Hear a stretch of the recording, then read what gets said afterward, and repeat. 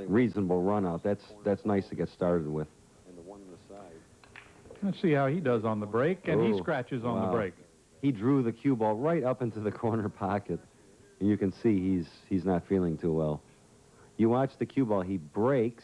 Now, see, what he's trying to do is keep the cue ball up table because the 1 naturally goes up there also, but unfortunately he goes right in the pocket and then again opens the door for Johnny Archer. So Johnny Archer now has the table, leading 2 games to 1 in this race to 11. First of our 2 semifinal matches from the Riviera Hotel and Casino on the Strip here in Las Vegas. All right, you see he's got the 3 ball. The 4 is right in the center of the table. It's actually dead perfect. He's got the 4 in the center of the table. 5 and 6 are along the same rail. So he played the 4 on the side. Now he's going to play the 5. Probably just try and come out in the center of the table again. Or close to that right rail for the 6. And he's in a very good position. He can play the 6, draw the cue ball back, hitting it low. Johnny Archer, only 23 years old. Didn't have to bring it very far, did he? Just wanted to give himself enough room to work on that 8. Yeah, if he draws it too much, maybe the 9 gets in the way. So most of the time the players, they want to try and hold the angle so he could come out for the 9. And sometimes they'll settle for a little longer shot. This to go up 3 games to 1. Johnny Archer. Both players, when they get the opportunity, the other guy makes a mistake, they've taken advantage of it. Yeah, and, you know, the funny thing is people talk about how good the players play. I know Johnny Archer has run 13 racks in a match so far. So, I mean, obviously they're playing a race to 11. Both players realize that they have the ability to actually run the set out without even shooting again. So that's always in the back of the players' minds. Archer with his 4th break. Okay, now well, that was a nice break. He made the 1 on the side. You see the cue ball kind of kicked up table again, but look at this. Now he's got the 2-9 combination. All the other balls are tied up in a little group back here. Now, I can't really tell. It looks like he's just shooting right at it. How about the combination? 2-9 maybe very so. makeable. Very short game for Johnny Archer. Wow, that's nice. The 2-9 combination. So even though the balls did not fall the way he wanted, look what he had when it was all over. Yeah, that's, you know, it's so funny because the players, when you're playing good, things seem to go your way. And Earl made that mistake on the scratch, on the break, and it's already cost him 2 games, possibly 3 or more. Archer is up 4 games to 1 thanks to that 9-ball combination off the 2, and he has the break again. You see, he hasn't changed in the break. Let's watch the 1 on the side. Ooh, it almost went and hit the point. And First time. Yeah, nothing else went in. The first time he has not made a ball on the break. And he's mad. He's mad because now you see the 1 ball is up table, and the 4 is hanging in the pocket. Now, I think Earl's going to probably play the 1 into the 4 on a combination. And let's see what happens. Okay, let the cue ball kind of run away here. Wait a minute. Watch this. Watch this. He might have really snookered himself here. He has some problems. You see the cue ball is right behind the 3, the red ball, and the 1 is actually behind the 7 ball. He's going to have to go to a rail, something like this, and try and hit the 1, possibly keep the cue ball in that area, but he must hit the 1 ball. And he did not. No, that's kind of hard luck. He shot that very fast. Earl doesn't really take his time so much. When he cut the 1 into the 4, he didn't, really take enough time to see where the 1 was going or the cue ball, and therefore he opens the door for Johnny Archer. So Johnny Archer now with ball in hand. He'll have to come off the rail gently. He's got a nice shot on the 2. He's got a little bit more angle than he'd like. And you see, that's about where he'd like to put the cue ball. He didn't quite get far enough, but the way he's playing, you can see he doesn't even consider missing a shot. He just gets up, does his business, and then goes get his break cue. How many shots ahead do you think when you get on a roll like this? Well, normally, the players pretty much look at the whole rack. Again, he must come out in this area to get a shot at the 6 ball. And he's done that perfectly. What he'll do is play the 6. He's probably going to play this, very possible, play the 6, 7, 8, 9 all in the same pocket. Let's see what happens. Okay, hit that a little harder than he would like. Now, does he want to stay away from the 8 here? Yeah, he won't hit the 8. He'll draw the cue ball again. 2 cushions, probably. 1, 2 cushions. Play the 8 in the same pocket. Now, he has his choice to do that again or just follow the cue ball and play the 9 in the opposite pocket. Okay, he elected to follow the cue ball, play the 9 in the opposite. A lot of times it determines on what the angle is, but most of the time the players have an idea where the balls are going to go. Here's the angle you want, right into the pocket. Johnny Archer. takes a commanding lead in this semifinal. He is up 5 games to 1. Johnny Archer leading Earl Strickland in Las Vegas. Welcome back to Las Vegas.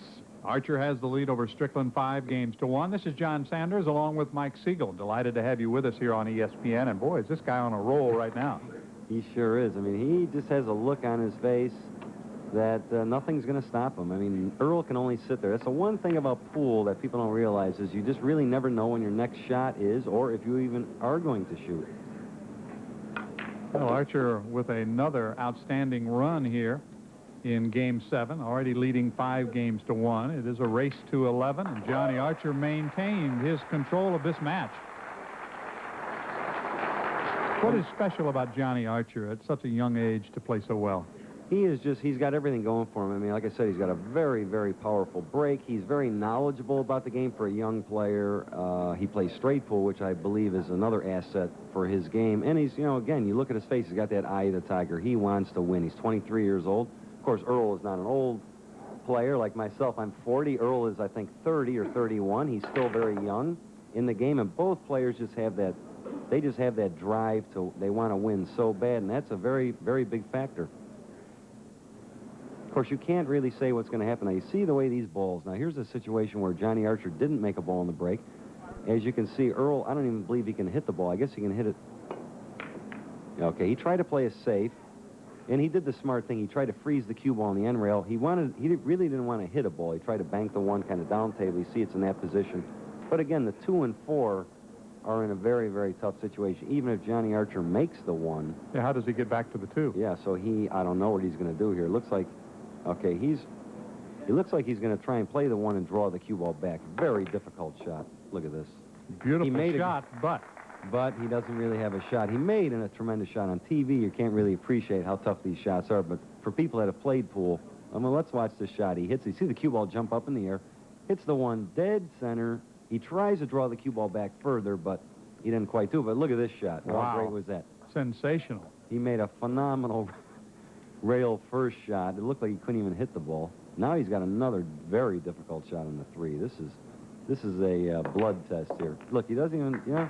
All the way to the corner, just like it was right in front of him. Those 3 shots, that reminds me of myself when I was at that age. I mean, the 1, 2, and 3, the 3 opening shots. And he'll play the 4 and try and get in that position. I think you made a good comment a while ago. He doesn't think about missing a shot, does he? No, not at all. You can see, and Earl too, you can see with the younger players, they just have that look. It's like on the golf tour when the players drive the ball 300 yards.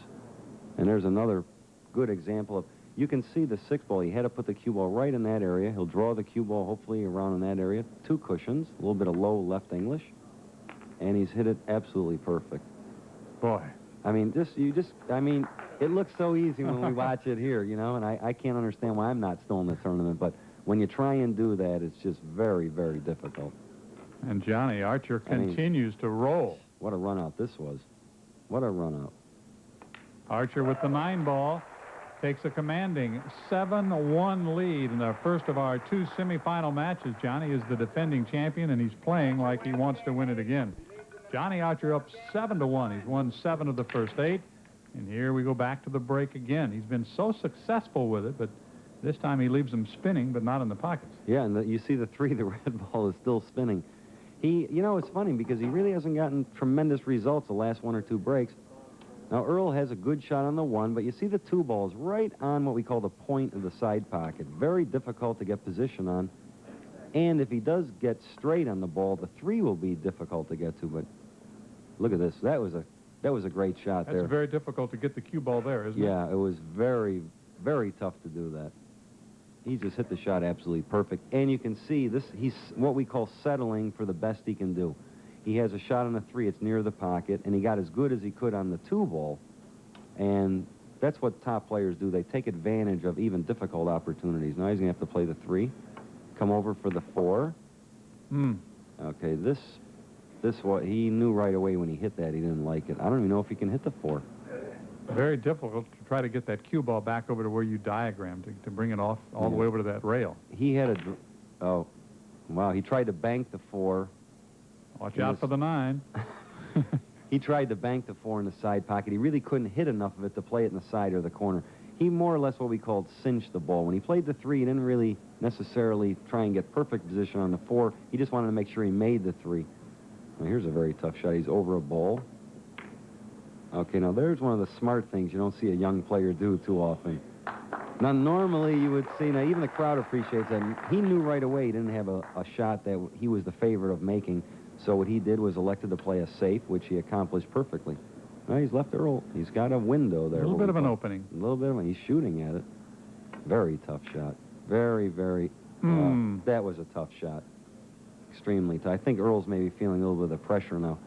And when you're down 7-1 and it's a race to 11, you know you could be in some trouble. And Johnny Archer now, here's the attempt. He's got a shot where he's got to kind of roll the ball, and it was a very, very tough shot.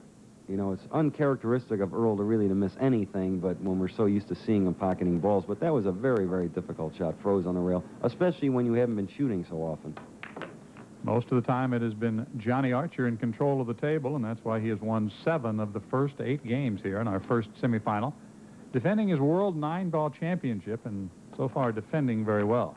He executed that shot on the 5-ball going to the 6. I mean, the speed and just, you can just see the intensity in his face. I mean, he's just got everything going for him right now. Pool to him is just a fun game, and you're seeing the results of great pool from him. But the thing about this is, with a guy like Earl, you can never let up. Never. No, if Earl does get a little opportunities, believe me, he's going to be very dangerous. But Strickland has not had much opportunity so far. It's been all Johnny Archer. Back from the Strip in Las Vegas, we're at the Riviera Hotel and Casino getting set for the 10th game, the 10th rack of this opening semifinal, and Johnny Archer has dominated. But now Earl Strickland got his opportunity in game number 10, and we talked about it a little bit earlier. When he gets hot, look out. Yeah, he cleared that table real fast. Yeah, Earl, he's made a few mistakes, but I'll tell you what, you can't count him out, so we're going to have to see what happens. It is a race to 11, and that is just the second game so far for Earl Strickland. But you made the comment that either one of these guys is capable of running 10 racks in a row. You do that, you win here. Yeah, exactly right. I mean, realistically, it's been cases known that maybe Johnny Archer doesn't get up to the table anymore. Not necessarily with 10 racks, but maybe he runs 4 racks, plays a safety, Johnny Archer kicks. Now, see, Earl did something. Earl's getting smarter as the years go on. What he did was he actually changed the speed of his break. He certainly did. He didn't break him quite as hard, and he went to the other side of the table and made a ball and got a good result. And, of course, he changed his cues. What is the difference between the cue you break with and the one that you play with? Well, normally, believe it or not, the break cue is a little bit lighter than the playing cue because you can get more or less what I call club head speed, and the shaft is normally a little fatter, so it's easier to hit the cue ball near the center. And plus, you won't destroy your tip and everything else. A lot of the players, they hit them so hard that, you know, the shafts bend and the tips get flat. You know, the way this table's set up for Earl, I get the feeling he was kind of licking his chops to get after this one. Both players, they play so fast. I would like to know what's going on in their mind as they're shooting. I mean, I know myself and a lot of the players, they kind of look around, take time, especially a guy like, let's say, Buddy Hall. But Earl and Johnny, they're both fast players, and they get the job done. We can polish off the table in less than a minute here. Yeah. Well, here we go now. Earl's on the comeback trail. And with the 9-ball, he is on the comeback trail. Strickland has won the last 2 games. Still very much Johnny Archer's match. It is 8-3, but Strickland on the table now. Let's see if he can keep it going. Now, he's, again, chose to break from the left side of the table. He hit him very easy. Watch this. Wait, the 9 almost went in. And I believe he made a ball. He's got another makeable shot on the 1 ball. Look at this. I mean, Earl, he's shown some character. He's going to play the 1 on the side. You see the 3 balls next on the lower left-hand portion of the screen. The problem I can see down the road might be the 8 ball over here tucked up against the 7 ball. 8 and 7, and I called that 1 on the side very, very nifty. Well, of course, a lot of times the players have options of whether to play balls in the side or the corner. That's just a personal preference. When you feel more comfortable, let's say, playing in the corner, that's what you do. He's got some little problems here. He's going to play the 4 on the side, but I don't know. He's got to draw the cue ball near the center of the table to get a shot at the 5. Okay, he's done that, but this is by no means an easy shot. By no means. He's going to have to play the 5. He's hitting a little bit of low left English. Hitting it soft. Boy, he hit that shot so nice. Again, he's not out of trouble. He's got the 6. He's going to play the 6 in the lower left-hand corner But he's pocket. got to figure out a way to get to the 7, doesn't he? Well, the 9 is also in the way. He's got to hit him between the... Okay, he went above the 9, which I think was the right choice. Now he's got a shot on the 7. It's not an easy shot, but I'm sure that he feels pretty comfortable on it. All he's got to do is make sure he makes this. He's got automatic position on the 8. And again, it looks like Earl's coming back strong. Looks like a break and run coming up here for Earl Strickland as he pockets the 8, has only the 9 left to work with, and he will definitely have cut into the lead of Johnny Archer as he gets the 9 ball. Strickland has won the last 3, but Johnny Archer still leading 8-4. But the one they really want to win, Mike, is the World Championship, and Earl Strickland's picked himself up off the floor here. He's back in it. He sure has. Now he's breaking again. Okay, now that time... Okay, that time he hit him, unbelievably easy for... I mean, he was trying to hit the balls a little bit off speed, but he really just kind of what we call lagged the cue ball down at the rack, and he didn't really make a ball and kind of gave Johnny Archer an opportunity here. Now he's got a bank on the 1. Look, to me, it's what we call a free bank. He can bank the 1 on the side, and the 2 ball's right under his arm. Okay, he missed the bank, and he left Earl very long. He really should have... Well, he really could have made that ball. I mean, he's upset because if he would have made that, it would have started him running out that rack. And in a match like this, you see Earl Strickland from North Carolina and Johnny from Georgia. In a match like this, one mistake like that can turn it completely around. Definitely. Now, see, Johnny Archer got a little lucky. Oh. Boy, Earl got unlucky. Now, see, Johnny Archer, he left him safe unintentionally. Earl just tried to hit the edge of the 1. Now, you see it again. He'll try and hit the edge of the 1. He's trying to play it safe. Go up table, possibly go behind these balls, and look, the cue ball goes right in the side like it was meant to. Like it had a magnet there. Yeah. Well, there you are. I mean, that's tough. It just seems like when a guy's playing this well that things go his way, and Earl really hasn't done anything exceptionally wrong. He's come back 3 or 4 racks strong. But again, he's opened the door for Johnny Archer, which has a very good run. It looks like he's going to play the 3 and just bump the 5, the orange ball, out of the way. Play the 4 in the same pocket. The balls are open in pretty good position here. Should be able to get out. It looks very, very likely for him to run out, but of course you never know what's going to happen. This is a big game. What you try and do is when a player has won 2 or 3 or 4 or more games in a row and you finally do get an opportunity, there's a lot of pressure no matter how the ball's laid because you want to stop that guy's streak of coming back at you. So these games, these are what we call turnover games. They're always, I mean, I've played many times where I see the balls are hanging and they look tough to run out. And you see he's going to try and put the cue ball right about perfect. Let's see what happens. No, this isn't exactly perfect. This It's not an very easy bad. shot. And he's got to go back and forth with the cue ball. This is a very tough shot. Very tough. Look at this. Look at this. That certainly opens the door for Earl Strickland. Yes, it does. And that's what I was talking about before with the pressure. No matter how the balls lay, I don't care how they lay. A lot of times when a player comes back 2, 3, or 4 games, it puts a lot of pressure on the other guy. And you saw that. Now, instead of Archer winning that game, Earl's won this game. He's still on his drive to come back. The 13th rack of this semifinal goes to Strickland. It's now 8-5, and keep in mind, a few moments ago it was 8-1, but here's the costly shot for Johnny Archer. And he really hit that shot very poorly. I mean, I really can believe that he missed the ball, but I can't believe he missed it that bad. 8-5 now in our first semifinal. 4 games in a row won by Earl Strickland, and he will have the break as the folks here in Las Vegas at the Riviera Hotel and Casino look on. I'll bet Earl hits these a little harder this time. Yeah, he hit those a little harder. Again, though, nothing is going in. Looks like he had a chance to make the 8, but it didn't go, and you see the reaction of Earl. Sometimes, you know, this game can really drive you crazy. 9 ball. You can see the 1 and 8 are kind of in a funny position. He might be able to bank the 1, cut it in, or possibly play it safe. I don't really know what he's going to do. But a lot of times it determines if you make a ball in the break and get a shot. Boy, he executed that shot perfectly. He actually played the double kiss the cue ball off the 8, come out in the center of the table, but now he's got a little problem. Now, remember, if he touches any ball, it's a foul, cue ball in hand. He did not.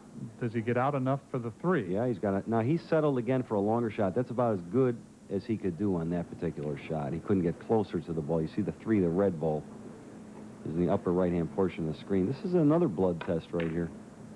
Yeah, see, again now, Johnny Archer's kind of falling apart here a little bit. He's got that lead, but again, he's feeling the pressure, I think, from Earl coming back and winning so many games. He got a pretty good break, though, there, because he didn't leave Earl anything at all to work with there. Yeah, that was, you can see the 4 ball, is, Earl said that was a real good shot. He's very mad. You can see the 3, the red ball is there, but luckily enough, Johnny Archer missed, but, you know, snookered Earl unintentionally. Earl can only just hit in hope. And let's see what happens here now. Did he leave him a shot in that corner pocket? I don't know if he did or not. I don't think it goes in the corner. You see that ball is right in the way of playing in the corner. He may try and play it in the side pocket, the 3, the red ball, but a very tough shot here. I don't know exactly what he's going to do. He may just try and cut this in. No, okay, now he did the smart thing again. He played an intentional safety, 3-railed the ball, hoping he didn't really hit the 6, the green ball. Yeah, but the 6 is certainly makeable off Near the combination. Pocket, and I don't know if he can even hit the 3. It looks like the 5, the orange ball, maybe a little bit in the way, but if it isn't, it's very close. He's going to, I think he's curving the cue ball just a little bit to try and play the 3-6 combination. There it is, and it doesn't go. Yeah, that was a tough shot. He hit it the only way it couldn't go in. At this point, the players are leaving each other in bad position. Bad positions. Earl got a little lucky there. Now, Johnny's going to play a safe, and he's executed it. I can't tell if he can hit the 3 or not. He wanted to freeze him right on the 6, the green ball. It looks like there's a little space where Earl can actually hit the 3, but he really can't make the ball. This is a big game. Johnny Archer must win this game to keep Earl back. The score is 8-5. This is a big, big game. Earl's played a nice safe here, too. Very nice safe. Very nice safe. The cue ball you see is dead center, and the crowd appreciates that. It's dead center in the middle of the end rail. The 3-8, there's really no shot there. He may try and kick at the 3 and put the 3 down past the 5, maybe put a down table, keep the cue ball in that area. Or he may try and cut the 3 into there. I'm not really sure what he's doing. Remember, they are playing with a shot clock as well. He tried to make it, I think. He tried to make the 3 and he almost scratched, but he got away with it. Oh, boy, he really got lucky there. I don't know. Now, he might have been trying to play a safe there, because I don't think the 3 could pass the 8, so he might have been trying to do just that. Of course, Earl's going to take no time. You're going to see some elevation here, I'm pretty sure. Watch this. Okay, see what he does. I don't think Here we've seen a jump shot yet, have we? He's going to try and jump over the 4 and pocket the 3, the red ball. Okay, he jumped over it. That was tough enough as it is. He might make one here. He tried. He said he wanted to get lucky. He said he left Johnny straight in. Well, that's the breaks of the game. I mean, he makes a great shot. He jumps right over the 4. Look how high that ball goes. Hits the 3. Actually, he's unlucky nothing went in. He hit it on the fly. Yeah. And Johnny made a nice shot on the 3. Now, this is not a hanger shot. Oh, they're playing with the clock now. He's a little concerned about that. He's taking time out. He's trying to figure out how the clock got from 30 to 10 so quickly. I've forgotten how the players, they've been playing so fast. They are on a shot clock, and it does come into play. He said, I just shot. We'll check the shot clock. A 30-second shot clock between shots. Timeout, no timeout, starts against Archer. It is an official timeout. You can hear the decision. And Johnny Archer was shocked, wasn't he? Yeah, he sure was, yeah. Now they'll reset the shot clock. It's 8-5, Archer leading Strickland, and Johnny Archer has the table right now. He made a nice shot there. He's perfect. He's got a nice angle on the 5. He'll just play the 5, the orange ball. He can either follow or draw the cue ball. He's got the right angle for the 6. Absolutely perfect. Don't watch. He doesn't want to get too straight on that ball. Because he's got to get back up table here. I believe he's going to draw the cue ball a little bit of low left English, come out in this area, and perfect. Now he's nice on the 7, play the 7, pretty much stop the cue ball or draw it back just a little bit. He's got a little angle on the 8, play the 8, just come off the side rail, just hitting it low. He's got the perfect angle, and he'll drift right towards the 9. Absolutely perfect. Trying to end the run of Earl Strickland, a very important game. Strickland has won 4 straight. Johnny Archer now takes the 14th rack of this semifinal. So Archer regaining some control as he leads 9-5. Stay with Along with Hall of Famer Mike Siegel, I'm John Sanders. We're back in Las Vegas at the Riviera Hotel and Casino, and Johnny Archer wins a very, very important game. Yeah, that was a big game. I mean, the way the match went, 8-6 to both players in their minds, they know that's pretty much an even match. But 9-5, Johnny Archer has a big advantage. And, how about that? Excuse me, I mean 10 to 5. The 9-ball off the break for Johnny Archer. Wow.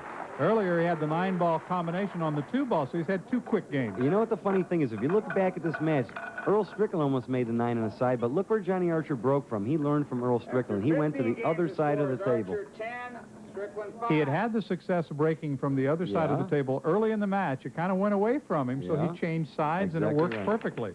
And that's something, you know, the younger players, they're learning so easily now from the more experienced players of how to change those things. Those things really determine winning or losing matches. Here's a nice situation. You can see the 1 and 7. I've circled the 9. The 9 actually never moved, but the 1 and 7, I don't believe Earl can hit the 1. Earl's a little concerned about this. Now, he's played a great shot. He played that rail first. He couldn't even hit the 1. He hit the rail first, cut the 1 in. Now he's got the 2 near the side pocket. Should be in good shape, shouldn't he? Yeah, well, of course, the stick may be a little heavy. You see, he makes a great shot here. He hits the rail, a little bit of left English, and he hits it perfect enough to stop the cue ball for the 2. Okay, now Earl's table's opening up a little better for him. He's going to play the 4 into the 5, but he must be concerned about where the 4 goes after he makes the 5. Wants it to stay right there. Yeah, okay, he hit that well. He'll have to go back down and get the 6. You can see how close it is to that far corner pocket. Yeah, now the thing is, I'll tell you, the 6, 7, and 8 are not laying that easily. I don't even know if the 7 goes in the side pocket.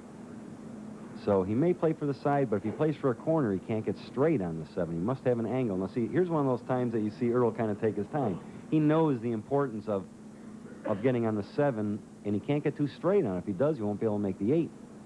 So those are things that novice players and beginners really don't understand about the angles. You can make the 7, but then you must make sure you can have an angle or get a shot to get to the next ball. That's the key to 9-ball. Well, you can see him sneak a peek now. Okay, he's playing the 7 on the side. He had a nice angle. He just fouled it over. He's got a nice shot on the 8. And everybody says, boy, that looked easy. Just move it right down the rail into the corner pocket and leave yourself there for the 9. Okay, he's got a little tricky shot. He's near the rail, but I'm sure he'll handle it.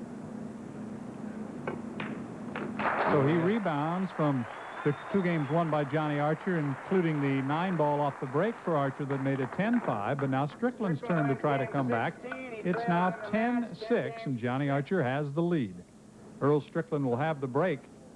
It's turned out to be a very good match. It looked like Archer was going to blow him away early. Yeah, it was 8-1, and all of a sudden, at one point it was 8-5 with Earl having a chance, and even still 10-6. I'll tell you what, I've done this many times, so has Earl and Archer, and run 4 or 5 racks and out. Well, he makes the ball immediately off the break. He's made a nice shot. He made a ball on the break. He said no scratch. He's got a shot at the 1 ball. This is not, it's not an easy shot. He's got a thin cut. And the 2 balls right next to the 1. He's got to hit it very softly. He may hit one of these balls, the 4 or the 6. This is, See, I had a feeling something like that might happen. That shot, he made a very nice shot, but controlling the cue ball was the very tough part of it. Awfully hard to make the ball and hit it soft enough to leave yourself open for the 2. Well, he's made a nice safe, I believe. He's given Johnny a very possible billiard or combination on the 9, but, Earl, that was a pretty tough shot. He played the 1, and what he tried to do is get a shot, but he didn't. Of course, if he can combo it or billiard it and make the 9, it's over. He only needs to win 1 more. It's 10-6. I believe he'll play the billiard, which he'll hit the top of the 2 with the cue ball, and what he'll do is make the cue ball drift into the 9. That's the safest shot. The combination, he may let the cue ball run away from, the 9 may hang, and Earl may play the 2 into 9. If he plays the billiard, what he might do is separate the 2 and the cue ball. Put the 2 maybe up table, and possibly if he doesn't make it, the cue ball would stay in that area. You can see this is about what he's looking at. This could be for the game. Oh, he missed it. But he did not scratch. Yeah, but he left Earl, see, that was the right choice. Even though he missed it, he still left Earl a very tough situation. He's laughing even. He doesn't even mind because... I think this is what used to happen for me. Earl's funny. As the years go on, he'll find out more things, don't worry. That's right. That's how you win 2 World 9-ball championships. Johnny Archer trying to become a 2-time winner. But this is only the semifinal. Look at this. He got lucky there, Bob. He did get the roll. He got very lucky. Double banked the 2. He's got a nice shot on the 3. The balls are open. Look at this. He's got the perfect shot on the 4. He'll just play it. Little low low left English probably, and get a shot on the 6 in the same pocket. He goes, I'm getting old, he says.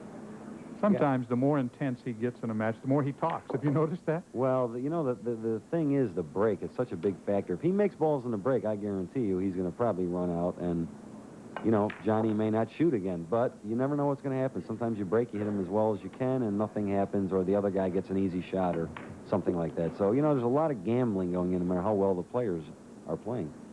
You'll take a look at this 9-ball because this will make it 10-7.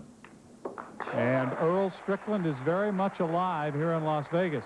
Johnny Archer had the big early lead, but here is a key shot. As he said, he got the break. And that was very lucky. Earl's trying to bank it in the pocket, and it goes in the other one, and he winds up running out. We'll have more from Las Vegas. The two top-ranked players on the Pro Billiards Tour going head-to-head in our first semifinal here in Las Vegas at the Riviera Hotel and Casino, and this is a must-break for Earl Strickland. Look at the 5 balls hanging in the pocket.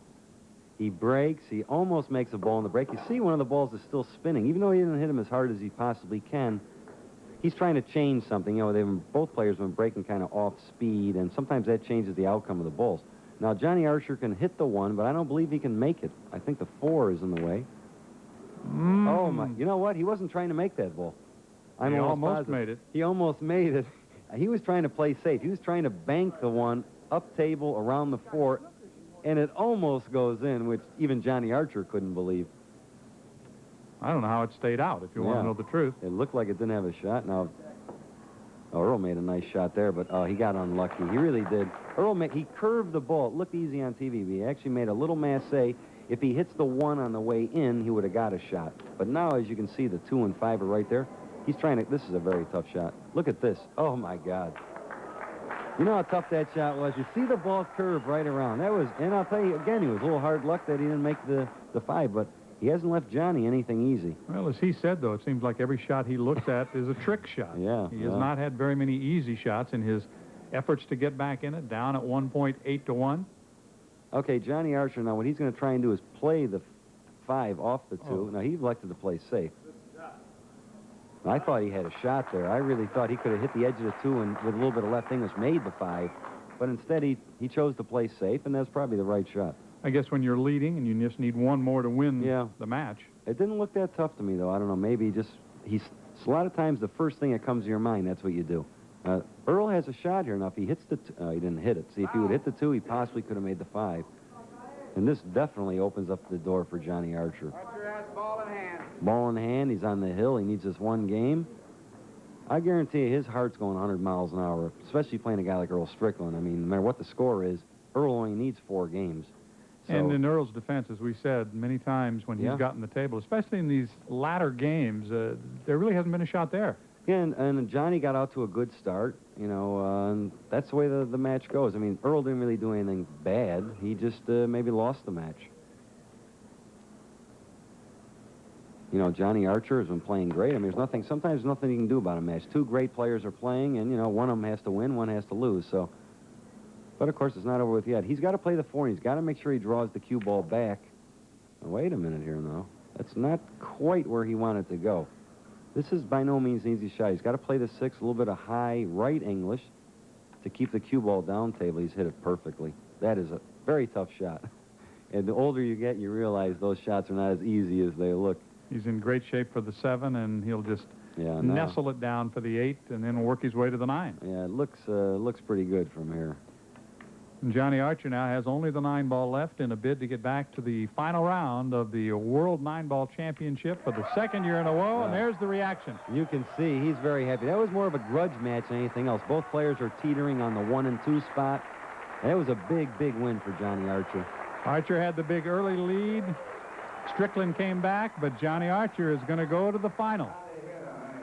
You can go back in this match to maybe that 14th game that was the critical game. Right. Instead of going to 8-6, it went to 9-5, and it kind of set the tempo for what happened. And from there, instantly, it went to 10-5. I think that was the match. Believe it or not, if Earl Strickland had won that game, very possibly could have won that match and also possibly won the tournament. But the shot you want to see is the last one, the 9-ball going in. And that's nice when it's straight in like that. You can see he didn't look that nervous in the beginning. You can tell Johnny Archer was just fluttering all inside, and that was a big, big win for him. And disappointment for Earl Strickland, who has won this event twice, but not in '93. He won it twice. Now Johnny Archer has a possibility of winning it twice. He's defending champion, and it's a big title to win. The final is 11-7. Johnny Archer moves on to the final here in Las Vegas. Is from Las Vegas. The right to play for the World 9-Ball Championship. Johnny Archer, a winner in 1992, and he's still very much in contention here in 1993.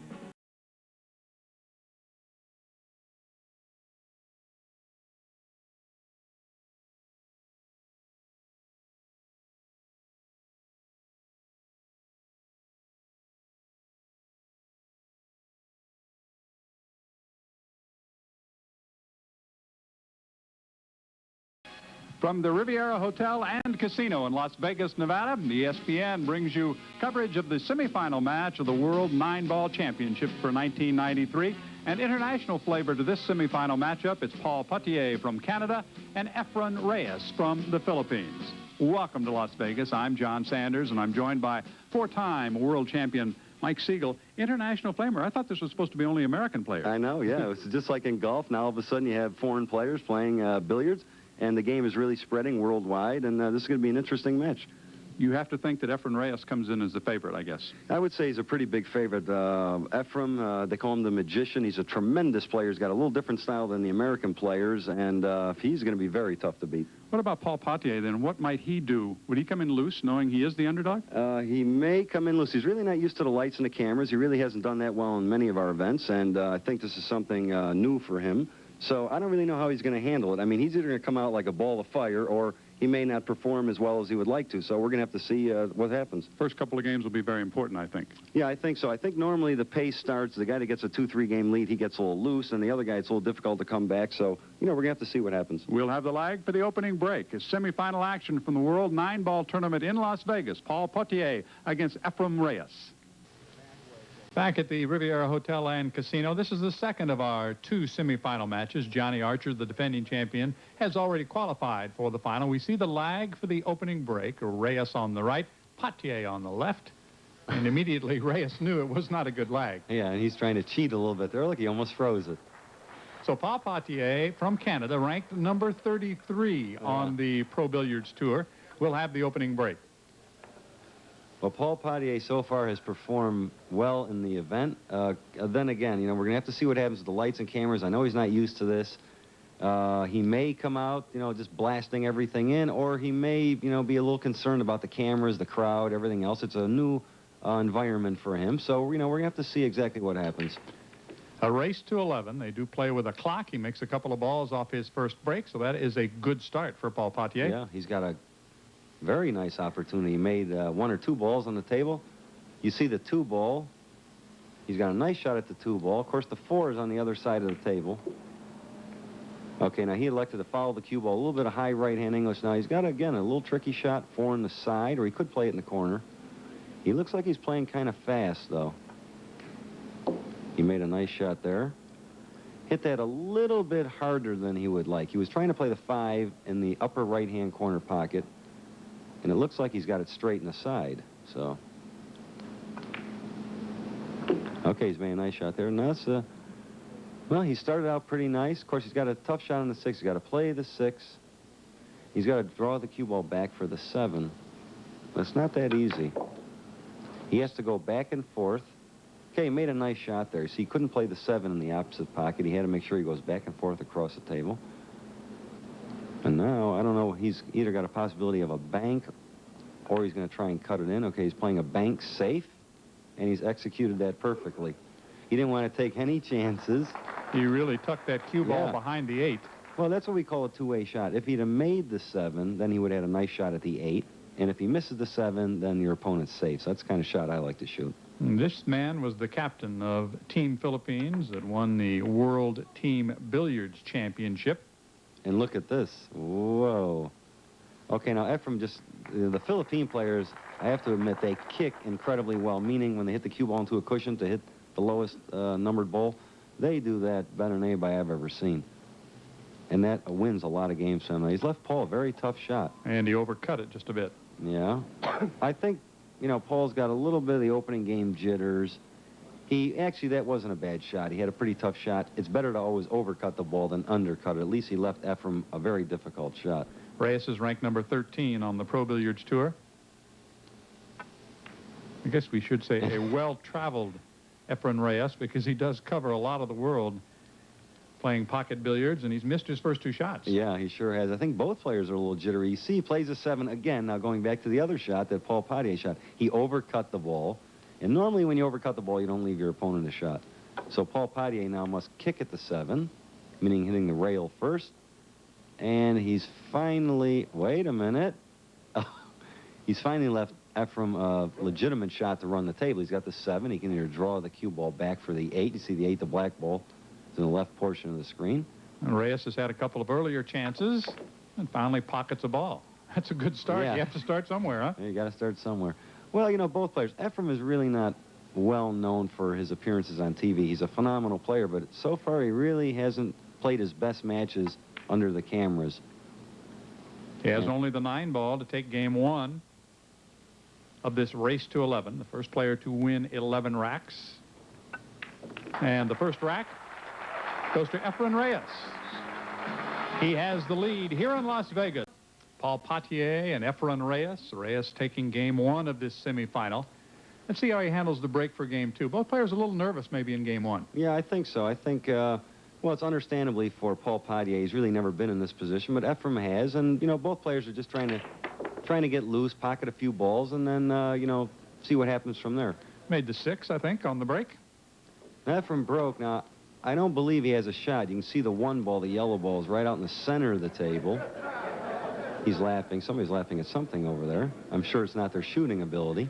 Well, having seen Reyes a little bit in the world team competition, he plays very loose, very relaxed. And he knows what to do. Like on this shot, you see he doesn't have a shot. He's going to elect to play a safety, which he hit absolutely perfect. Look at the cue ball. Froze behind the 8, and look where the 1 is. I mean, you couldn't hit that any better if you tried. That's, again, going back to the Philippines play tremendous safeties, and their kicking ability is great. And how about Potier coming from Canada, as he does make contact with the 1. And look at this. Boy, turned out very well. Well, of course, now Paul Potier really, you know, his main game is snooker. You see the 1, the yellow ball is up table. He left EFREN in a very, very tough situation. And in snooker, there's a lot of safety play, probably 50-50, where 9 balls maybe 90-10. So the safety part of the game, I think Paul Potier can hold his own in that. Again, look what EFREN has done here. They're trading safeties right now. That was an excellent shot, because if it goes, it's a break for him. If it doesn't, he doesn't leave his opponent anything. Exactly right. Now, Paul Potier is actually going to jump over the 2. And our umpire was in the way, but he makes it. One of the best shots of the tournament. And all we saw was hair there. Paul Potier jumping it and making the ball. He has a little bit of television experience in that he played for Team Canada. Exactly right, yeah. And they beat the American team. The American team really never qualified. We're going to have to see what happens. Again, now, Paul Potier has had opportunity. He's got a legitimate good run out in this situation. If he can do so, you know, we'll have to see what happens. But he does have a legitimate shot to run out this rack. Played a nice shot on the 3. Okay, he's got a little funny angle on the 4. He's going to play the 4 on the side. Stay right there for the 5. Oh, boy, I can't believe he did that. He missed it badly. I think, you know, I'll tell you what, anytime a guy misses a ball like that, I think what happened, he just took his eye off the ball, which is very common. A lot of times you have an easy shot, you don't even look at it. And I think he may be in a position now where he doesn't really understand what's going on. He didn't even get a corner of that side pocket. No, and, well, of course, you know, that's understandable. I remember when I first started playing on television, it's a whole different atmosphere, the lights and everything else, and it's like playing in a tournament, and all of a sudden you're playing in all different conditions, and it does affect how you play. Reyes took game 1. He's working on the 2nd rack here. As the 7 ball and then the 8. This is pretty nice for EFREN when a guy opens a door and leaves a guy, you know, opportunities. Paul has left EFREN 2 games where he's had legitimate shots. You're going to see he's going to play the 8, slide the cue ball with right-hand English. Absolutely perfect. Just hit that a little below center. And look at the speed of the shot. All he has to do is nudge perfect. it down the rail. And Reyes has taken the first 2 games of this semifinal. The winner to play the defending champion, Johnny Archer. But EFREN Reyes has a 2-0 lead over Paul Potier of Canada. and he will have the break for game 3. Let's go back to the miss. This I can't really believe. Paul Potier looks like he just can't believe. I think he was just trying to hit the ball with a little bit of English and what we call throw the ball in instead of trying to cut it to hold the angle for the 5, and I believe that's what happened on that shot. It gave Reyes the opportunity that he needed. He stepped in, took game 2. He has taken the first 2 games, even though Potier had better chances in game 1, obviously. Had that game in control. And game also 2. and also in game 2. Well, we're going to see what happens. Efrem is making the corner ball on the break. And does he leave He himself made another ball. in good shape for the 1 or not? Well, he can hit the 1. No, he can't hit the 1. The 1's right in front of the hole. It looks like he's probably going to play rail first. And you see the 2 of the blue balls out in the center of the table.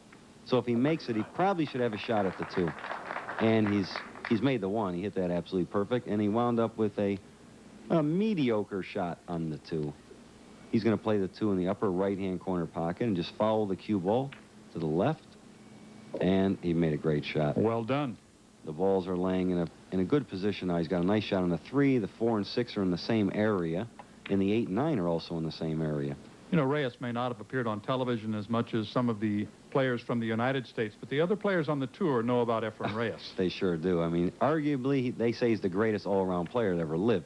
He plays 9-ball, straight pool, 1 pocket. He plays 3-cushion billiards. Now, here's a situation where you'll see he's going to play the 6, hit it a little bit of low left English, and go 2 rails with the cue ball.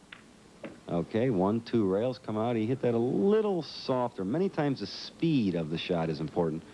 Now, can he clear the 9 ball? I guess so. He can play the 8 in the corner pocket, but he would like to have a little easier shot. This is the kind of shot you could miss, but not for Efrem.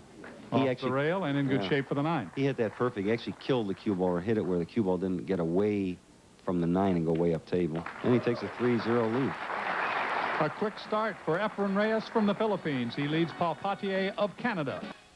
Welcome back to Las Vegas. We're at the Riviera Hotel and Casino on the Strip, and EFREN Reyes with a 3-0 lead, and he continues to make that corner ball off the break. He sure did, and he made the corner ball, and again, the cue ball is coming up table with the 1. Now, he can hit the 1, obviously, but I don't know if it's so easy. It's got a little bit more angle than he would like. I think he's going to try and cut the 1 in and hit the 3, the red ball. Or possibly, he hit the 3, the red ball, and tried to stop the cue ball, but he hit the 3 on the wrong side, and look where he winds up. Of course, now, for normal players, you'd think, well, the other guy's going to win the game. You see the 2 of the blue balls up table. Efrem must kick at the 2, but no, he's going to do something smart because Paul Potier hasn't won a game. He actually tied the 4 and 5 up. See, so he's going to give Paul Potier a cue ball in hand on the 2, but make it more difficult for him to run out, and that was a good choice. Now, the average player would have automatically tried to bank and hit the ball. Right. Yeah, following like the lines that I made, but then again, what he wants to do is, see, he can play the 2, and you see the 3, the red ball, is in the same area as the 4 and 5, but he must get a good angle on the 3. Now, he's got a nice angle on this. Let's see what happens here. He may have too much angle. I'm not too sure. He'll just play the 3 and follow the cue ball down. Okay, I think he's, what he needs to do is win a game. That's what he needs to do. Some way he's got to win a game to settle down. He's playing very quickly, and he's just making careless mistakes, which, again, is very understandable. I mean, it's a whole different atmosphere when the TV lights are rolling and everything else. Of course, the problem being, if you make too many mistakes like that against Reyes, it's going to be over. Yeah, exactly right. You can't make 11 mistakes in a row or the match is definitely over. Now, obviously, Efrem just played the 3 and stopped. He must be able to make the 4. I guess he can. He's going to follow the cue ball, play the 4. He made it. He's got a nice shot. And again, he's got a very good opportunity. Paul Potier has really just about given Efrem 3 of the 4 games. And you see he's going to draw the cue ball up. He's in a nice area. He'll play the 6 and hit the cue ball with low right English. A little bit of low right English. Put the cue ball somewhere near the center of the table again. And now, watch him. He's trying to slow it down. Look what he did. Now, see, that's, even for a guy like EFREN Reyes that controls the cue ball as well as he does, he's got more angle. But you see, if he just makes the ball, he can get a shot at the 9. And he made the 8, and therefore it does have a good shot at the 9. Would like to come off the rail a little bit to have some room. He was a little more angle than he would have liked on the 8. Reyes gets out on the 4th rack, takes a 4-0 semifinal, and again, Potier misses some easy shots. Yeah, well, see, what he was trying to do there is actually make the 3 and go into the 4-5, but that angle really wasn't possible, so instead of making the shot. He just kind of missed it and then still tried to hit the 4 and 5. Reyes has been successful off the break, and normally it's been that corner ball that has gone for him. Let's see if he continues. He's going to stay on the same side of the table. Ball's been going in. And again. There it goes. Oh, wait a minute. Look out, the scratch. Made 2 balls and scratch. That was a very bad break. Now, EFREN broke the balls. The cue ball was near the side pocket, and then it got kicked by another ball, boom, right in the corner. You see it from here. Watch this. He breaks. Cue ball's in good position. Look at I think the 3 ball comes up, boom, right in the corner. You just can't help that. I've seen it sometimes on the break. You hit it, and that ball will knock the cue ball right off the table. Exactly not into right. a pocket. It goes off the table. Well, this is another good opportunity for Paul Potier. He made the 3 and the 4, and he's got a shot at the 5, the orange ball. He really needs a win, as you said. He has to cut off the run of Reyes. He's got to win this game. I mean, I think to have any kind of realistic chance, he's got a very good layout. He can play the 6, follow it up a little bit. Now he's got the 7. All he's got to do is just make the ball and draw the cue ball about maybe 2 or 3 feet back, which for him really shouldn't be that difficult. Put it about in that area. Okay, he chose to go 1 rail. He had a little bit more angle than he would like. But he still got where he needed to be. He's absolutely perfect. All he's got to do is make the 8. He can follow or draw the cue ball. And I think also it's a time where you really have to reach down and get some extra concentration and make sure of the shot. Well, I believe with this game now, I think he's going to get over the jitters. And there you have it. Potier wins the game, his first of this match. He still trails by 3. It is 4-1 after the first 5 racks of semifinal number 2. What an important game for Paul Potier to break the ice. Yeah, it sure was. I mean, you can't let the match get so out of hand that you're down by 7 or 8 games. Along with Mike Siegel, I'm John Sanders, and we're in Las Vegas, Nevada. We're on the Strip at the Riviera Hotel and Casino, and we certainly thank them once again, as always, for hosting the World 9-Ball Championships and being such great hosts to us and to all of the players who've been part of this tournament. Paul is anxious, isn't he? Yeah, he sure is. But you know, normally he's a slow player. Now, he did something there that I really can't believe. You saw EFREN Reyes break from the other side of the table, made a corner ball every game, then Paul Potier elected to break from the side rail. He made a ball, but as you can see in the lower left-hand corner pocket, that's really hard luck. Now, let's face it, the 1 is right in front of the hole, but the 8, or I believe it's the 7 ball, is right in front of it. So he can't make the 1. So now he's rolling the cue ball out again. This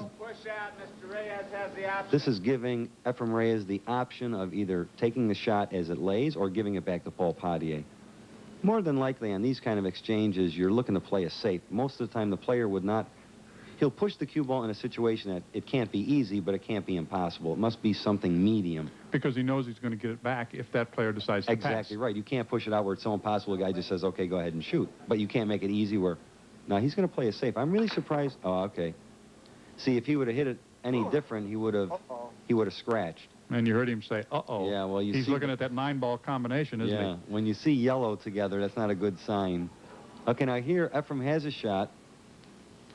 He can play a billiard or a combination. Obviously, he's going to shoot the 1 into the 9, or he may elect to play a safe. You never know. Okay, now that's what he did. Now, believe it or not, that was the smart shot. And he did it very well. He did it very well. He snookered. EFREN snookered him, even though he could have done it a lot better. What he did was he's going to make Paul Potier earn the games as opposed to shoot a wild combination. If he misses it, maybe Paul Potier has an easy run-up and gets back into this match. And if you think about it, as he tries to come up with what is going to be a trick shot, and he handled it, he's going to get a roll, too. Look at this, and he got lucky. Wow. He jumped the ball with the little cue. Now, on TV, look, on this view, it looked like he just shot right at it. Look at this angle. He jumps over the ball, a foot over the ball, hits the 1. He hits it, which was a good feat, and he gets lucky. The ball comes down and goes in the corner pocket. It double-cornered and went all the way down to the other end. And now he's got a shot. He made a great shot on the 2. That was by no means an easy shot. But he was trying to hit the 7, the maroon ball, when he went 2 cushions. Now, I don't really know if he has a shot. He may elect to play a safe. I don't know what he's going to do here exactly. Okay, he's playing safe, and he's done it very well. Look at this shot. He's done that very well. That's, again, from playing snooker. He knows immediately whether to play safe or shoot at the shot. Now, okay, now EFREN really can hit the ball. He's going to curve the cue ball a little bit and try and hit the 4.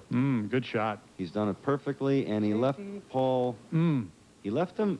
If he tries to put that in the corner, that's quite a cut, isn't it? It's very, very tough. Watch this shot. EFREN curves the cue ball with left-hand English, jumps between the balls, and hits the 4, and leaves Paul a very difficult situation.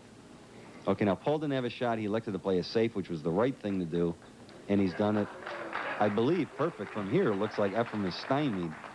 again. He has not left him very much in these last couple of safeties. Okay, now again, it looks like he can curve the cue ball a little bit, and he can actually hit the 4. He's going to curve it just a little bit. Okay, try to play. Now watch where the cue ball winds up.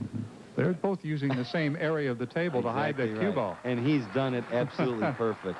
He was actually trying to make that ball, I believe, but he got away with that. But again, I said the Philippine players, they do the kicking and the safety part. You can see the only option Paul has is to go 2 cushions behind the 4, which he's done. But, well, he's hit the ball. He left that from not a very easy shot. He's got a lot of angle on the ball. A lot of angle on the ball. It's by no means an easy shot, even though he's close to it. It's a severe cut shot. Must control the cue ball. He's made a great shot.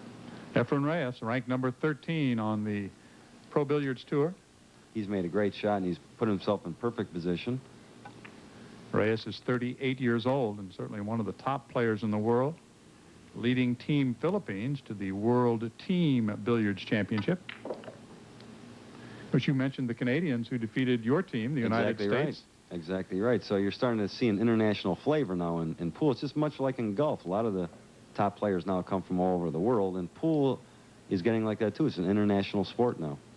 Should mention, though, that Puerto Rico actually won the tournament, not Canada. Canada made it tough for you because they beat you early in the tournament. Yeah, Puerto Rico did win the North American Conference, and they went to Las Vegas, and then the Philippine team ended up winning the whole conference. Led by this man who was the captain of Team Philippines, and he takes a 5-1 lead.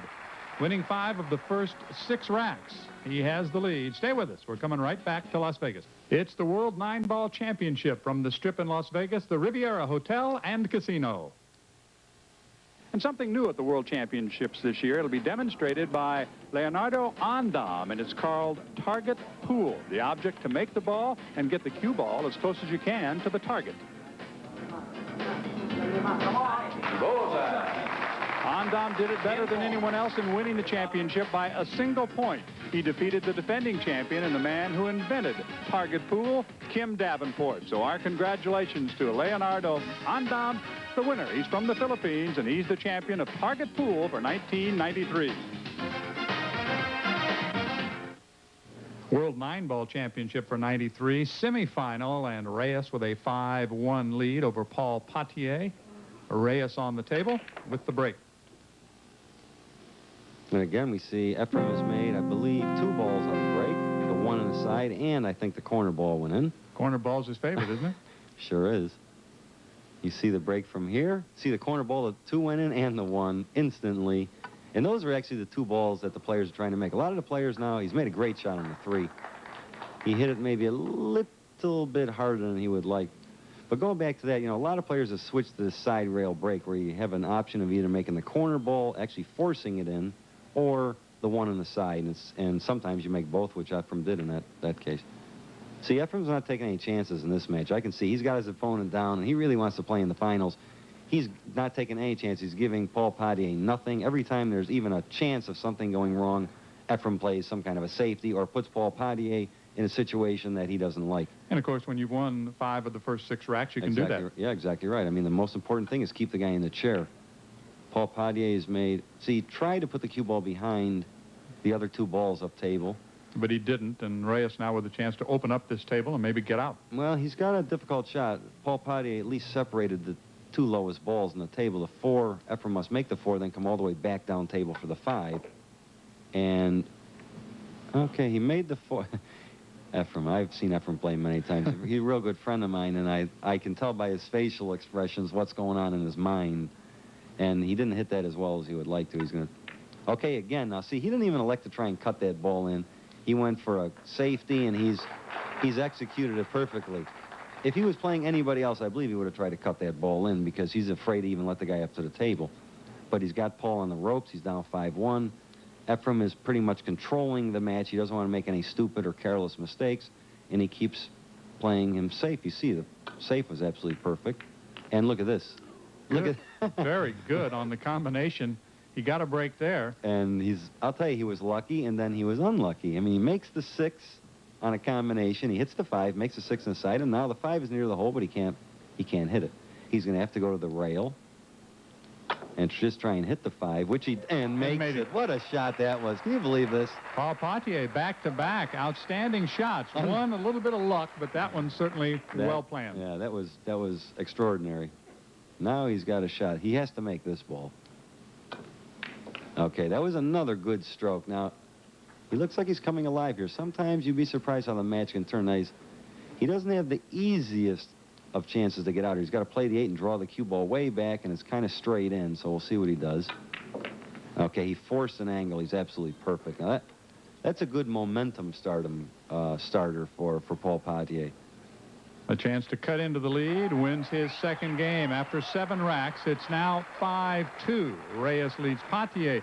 But maybe the second half of Game 7 is the key for Potier if he's going to turn it around. Exactly right. I mean, it's a dramatic finish. You see, kicks the 5, almost scratches, makes the 6 on the side. Then the 5 goes up table. He winds up kicking that in, then runs out. So, you know, you'd be surprised how 5-2. In a race to 11, that's still a very close match. And when we say race to 11, that means the first player to win 11 games wins the match. They do play with a 30-second time clock. I can't believe Paul Potier still is breaking from that side of the table, even though that time he made the corner ball.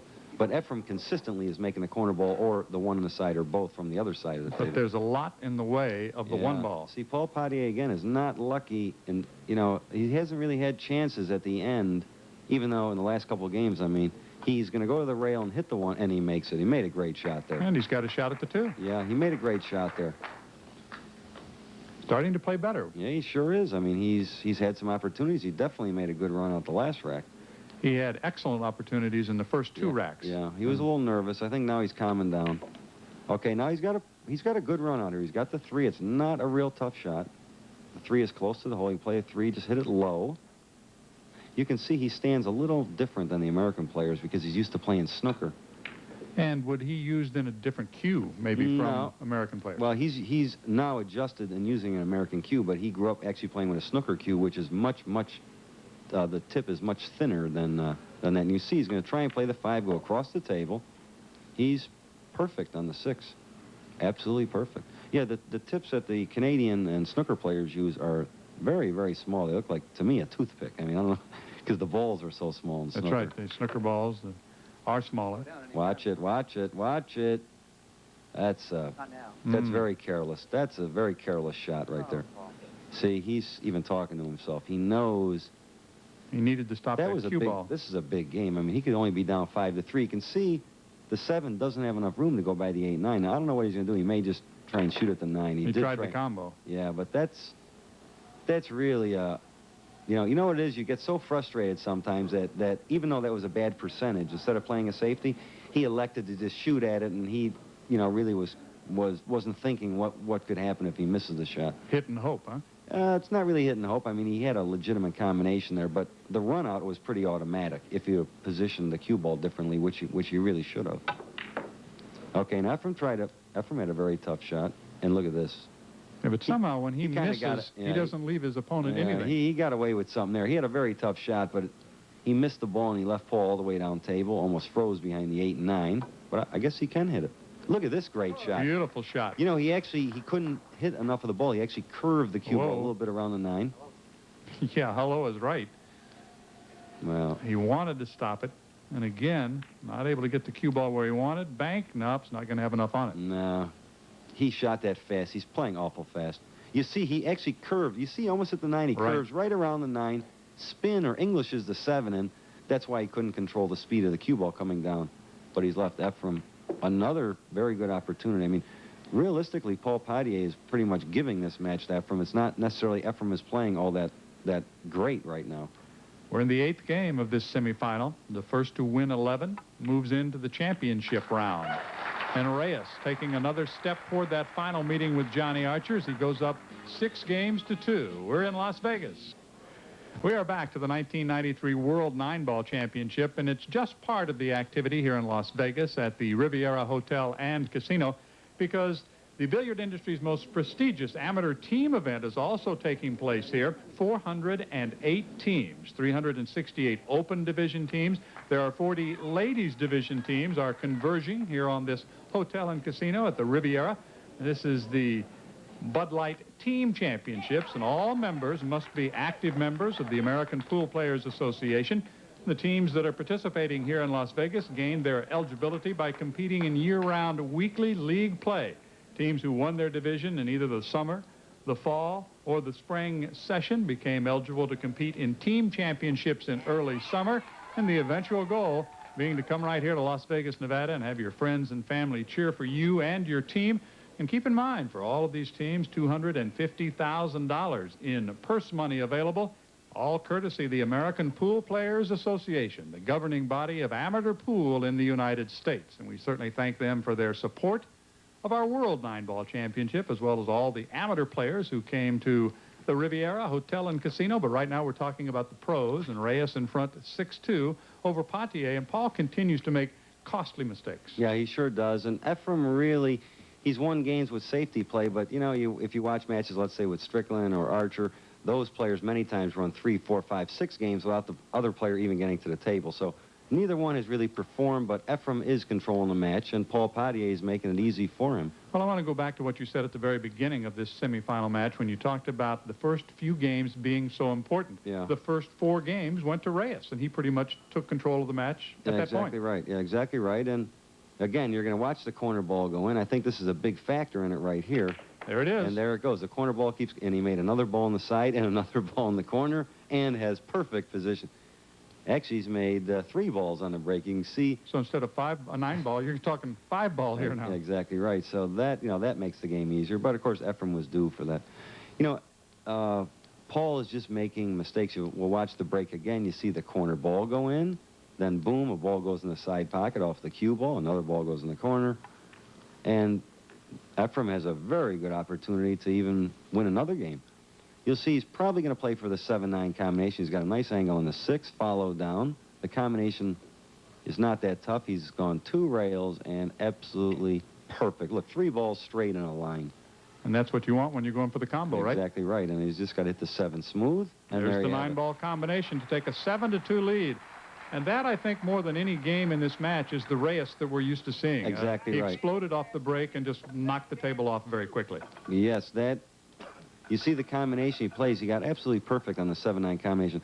That's the kind of thing you expect him to see because, again, he is a very explosive player. He's capable of running 3, 4, 5, 6, 7, 8 racks at any given time. Reyes has a commanding lead over the Canadian, Paul Poitier. Paul had some early opportunities in games 1 and 2, let it get away, and Reyes then started playing very conservative. He might change his style now that he exploded on that last break. Yeah, exactly right, and he may make it very difficult for Paul Poitier to get back into this match, even though, you know, of course, going to 11, anything can happen. But Paul is going to chalk this up later on to some experience. There's that corner ball. Yeah, Ephraim just keeps making that corner ball. He made another 2. ball. And hopefully, if Paul Poitier does get an opportunity to win a game, he does go to that side of the table because you can watch, again, the corner ball is going in just automatically every time. And that will give Paul Poitier the opportunity, if he wins a game, to string racks together, or hopefully win 3 or 4 in a row. And Ephraim, again, has a very good run out. He made the 1. He had just enough room to make the 1, the yellow ball. He's perfect on the 2. He can play the 2, hit the cue ball low. He's got the perfect angle to slide over for the 3 in the same pocket.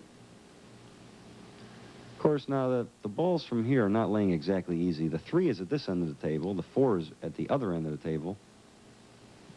And then the 7 is at the other end of the table. So he's got to have a lot of cue ball work. He'll have to cover a lot of felt.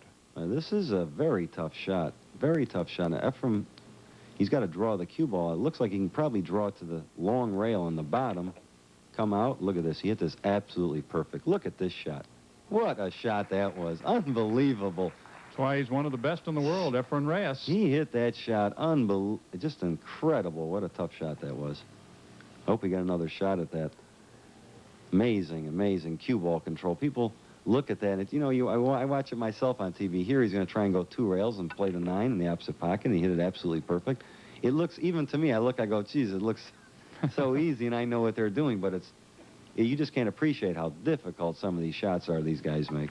10 racks completed here at Las Vegas at the Riviera Hotel and Casino, and Reyes is dominating right now, leading 8 games to 2. Here's that replay. Look at this shot. He draws the ball. He's got to hit right about where the chalk is.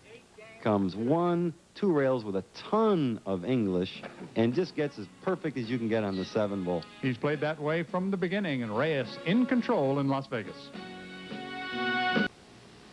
Welcome back once again to the Riviera Hotel and Casino along the Strip in Las Vegas, Nevada, along with Hall of Famer Mike Siegel. I'm John Sanders. That's Paul Potier, and he doesn't like that position because he's sitting. And what was this? The corner ball did not go on the break? No, and then look at this. Now, this is what happens when you're ahead 8-2. He didn't make a ball on the break that time, and Paul Potier, I believe, does not have a shot. You see the 1? He must kick to the rail and try and hit the 1, possibly play a safe. It's very tough to even push out in this situation because he can only push close to the 1, so I think he's going to try and kick at the ball, try and play a safety. He did. Okay, he kicked at it, but he didn't really wind up with too good of a safe. That's more, that's very frustrating. I've been in that situation many times before. Sometimes the guy's way ahead, and even if you feel like you can, you say, I'm ready now, I'm going to play good and everything else, you don't get the opportunity, or the balls kind of roll funny where you just don't have the chance. And then, again, he's left EFREN a good opportunity. Now, the balls are not laying exactly that easy, but, of course, EFREN, again, he's leading 8-2. He feels he's got the match well in control. He's shooting, so he's really not fearing anything too much right now. Now, this shot, he kind of let the cue ball get a little bit away from him. He can play the 3, the red ball in the corner pocket. He's got to draw back for the 4, or possibly the 4-6 combination. Okay, He missed. He missed. He almost got a break, but look where it winds up. He did get that's something. Paul Potier rolled his eyes there. When a great player like EFREN finally does make a mistake, you see he's got to try and kick. That's his only option, try and kick hard or soft. But he misses. Even hit it. So I can't believe he didn't hit that ball, really. And that will be ball in hand for EFREN Reyes. Yeah, EFREN, he finally missed a ball, and look what happens. He snookers his opponent unintentionally. I mean, that's the breaks of the game. That's what happens. Yeah, Paul is, well, there's really not too much you can do. What are you going to do? You just sit there and hope you get a shot, and when you finally get up to the table, you're kicking at something. Yeah, you still hope you have a shot. Yeah. And he has not had many opportunities when he has gotten back on the table, because Reyes has dominated this from the beginning. He took the first 4 games, and then Potier winning 2 out of 3, but the last 3 now have gone the other way to Reyes, and that's how he's built an 8-2 lead. The only chance that Paul has is if he does happen to win a game, he has to go to the side that EFREN's breaking from and take a chance that he makes balls in the breaks and make something happen. He's got to win 2, 3, 4 games in a row, which is very possible for him. I mean, I know his high run is 6, 7, or 8 racks also, Paul Potier. So, I mean, this match is by no means over. And based on where these balls are on the table, you'd have to guess that Reyes is going to be breaking the next game as well. Yeah, he made a nice shot on the 7. He came across the table, and he's got a little bit more angle on the 8 than he would like. I don't know if he's going to draw the ball. He may even hit the 9. Okay, went right around the 9, so that was pretty touchy shot there. If he hits the 9, he probably scratches. And he didn't, and he will hit the 9 now and put it away. John, you can be doing this, right? I mean, it looks like, you're watching. Look at all the experience you're getting. Oh, I love it. Well, it's easy when you watch good players. 9-2. It was Reyes winning the first 4, and he has now taken the last 4 games in a row, really making it tough for Paul Potier to get back in because he's controlled the breaks, and let's see if he can make that corner ball again. Why not try it? It's working very well. Yeah, it sure is. Well, the way this match is going, I mean, again, I really predicted this the right way. Paul was a little nervous, but again, I feel no matter what happens in this match, the next time he plays or gets in a position like this, the corner ball again went in, and the 1 on the side, I think Paul's going to be a lot more dangerous the next time he gets in this position. It takes you a couple times, to get over it. And look where the 2 ball wound up. He breaks. Watch the corner ball and the 1 on the side go in. The 2 hangs right in the corner pocket. And, of course, this is not easy to get position on. Okay, now what he did was he did the smart thing. He played the 2. He drew the cue ball into the 9. Even though the cue ball is on the rail, he moved the 9 out of the way. He hit it hard enough so the 9 would clear.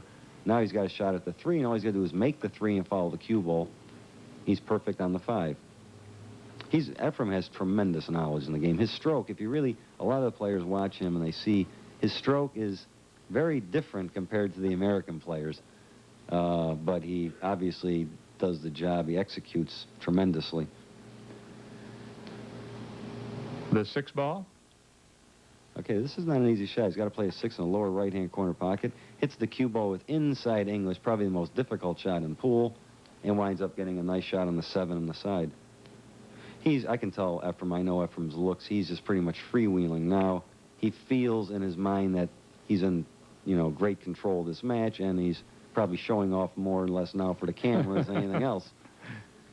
Reyes is one of the top-ranked players in the world. He's currently ranked 13th on the Professional Billiards Tour rankings. Well, Paul's going to have a tough time with this match if this 9 goes in. A commanding 10-2 lead for EFREN Reyes, who captained Team Philippines to the World Team Billiards Championship and knocking at the door of a possible World 9-Ball Championship. Back with more after this. Welcome back to ESPN's coverage of the 1993 World 9-Ball Championship from the Riviera Hotel and Casino in Las Vegas, along with Mike Siegel. I'm John Sanders, and you're looking at EFREN Reyes trying to win a berth in the final round against the defending champion Johnny Archer. 5 table runs for Reyes. Really made it tough on Paul Potier, because every time he's gotten a chance to get on the table, there's been nothing there. Yeah, Paul really, after the first 3 or 4 games went by, Paul really never had a chance to get anything going. Efrem, if he did make a mistake, he left Paul tough, or if he broke to make a ball in the break, Paul didn't have a shot. So, there's really nothing you can do about that. A rare miss, because the corner ball did not go. You're right, and Paul Potier, again, can hit the 1, but he not necessarily can make it. I believe he's going to have to play a safety again. He's probably going to try and hit the 1 ball. I think that's a smart shot. He's trying to hit the 1 ball, maybe keep the cue ball in that area and put the 1 down table. Or he may just try and cut the ball in, which he did, and he made it. That was a great shot right there. Then look at this. I mean, he gets perfect on the 2 ball. That was over my head there, I'll tell you what. He made a tremendous shot. Paul Potier desperately, though, needs a run out here. Look at this cut shot. He makes a great shot, comes down table. Actually, that was probably the smartest thing to do, because and he makes the 2, he gets nice on the 3. I mean, he's got a very realistic chance of, he can make the 3-4, and I'm looking ahead a little bit. The 5-9 combination looks very good. That's what he needs, a quick game right now. Yeah, I mean, that's never over till it's over. I'll tell you what, I've seen strange things happen in this game before, and all players are capable of running 6, 7, 8 racks, so. Okay, I'll tell you what, he didn't get exactly as good as he could have on the 4 ball. He's got a little bit the wrong angle. I think he's going to foul the cue ball, 2 cushions. Okay, he drew the ball. See, I was right there. Now, does he go for the combo here? Yeah, he's going to go for the combo. I'll tell you what, it's not that easy. If he'd have been more closer down towards us at the table, this combination is a little off angle. It's not the easiest one in the world. But he's in a position where he's got to try it. He's got, see, it was very makeable, but it wasn't easy. It was not by no means. If he'd have got the cue ball down further, closer to the 9-5, then it would have been a hanger. And I have to know what Paul's thinking. That might have been his last hope right there. I'm going to make a little prediction now. I'm going to predict that this match is over with. Efrem, he looks pretty comfortable. He's got a nice run out, 4 balls left on the table. I'll go out on a limb this time, John. What do you think? Be the first time so far in the championship. This was not to be for Paul Potier. Yeah. And again, different circumstances every time that Reyes, and he can shoot with either hand, obviously. Yeah, he's a great player. Well, I'll tell you what, Paul, you can't knock it. It was 128 players in the tournament. He finished 3rd in the world. I think that's a tremendous accomplishment. I'd rather be first, obviously, but 2nd or 3rd is by no means bad. His best showing as a professional, but it is Reyes who will advance to the final. EFREN Reyes defeats Paul Potier, a matchup of the Philippines and Canada, and it goes to the Philippines. So Paul Potier continues his good roll. You look back at what happened, a very quick start, which you predicted would be important for Reyes. Then he bunched some wins at the end, and he never really gave that man, Paul Potier, a chance to get back in it. He never did, and here you're seeing a shot where he plays the 5-9. It looked easy, but the angle was a little funny. If it had been closer to the 5-9, I think he would have had an easy shot. But Efrem he dominated the match. When he did make mistakes, he got away with it. I think that's a determining factor. If you watch other matches, let's say Strickland-Archer, when that happens, you can see how explosive things happen, and all of a sudden Earl or Archer may win 5 or 6 in a row. It just never really was the case in this particular match, but it could be very possible if they played again. And, of course, it does set up an outstanding final coming up in Las Vegas. Johnny Archer and EFREN Reyes, 2 of the best in the world, and Reyes proving his talents here with the rather easy victory over Paul Potier. He wins it by a score of 11-2, taking 11 of the 13 racks. He moves to the final. The final again from Las Vegas. Reyes advances to the championship, defeating Paul Potier.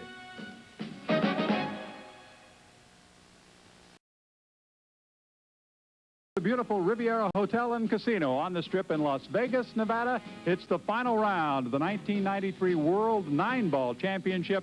Johnny Archer trying to defend his title against EFREN Reyes from the Philippines. Welcome to Las Vegas. I'm John Sanders, and joining me is four-time winner of this event, Mike Siegel. Mike, we couldn't ask for a better final match. This is incredible. I mean, we have Johnny Archer, defending champion, EFREN Reyes from the Philippines, who has some international flavor.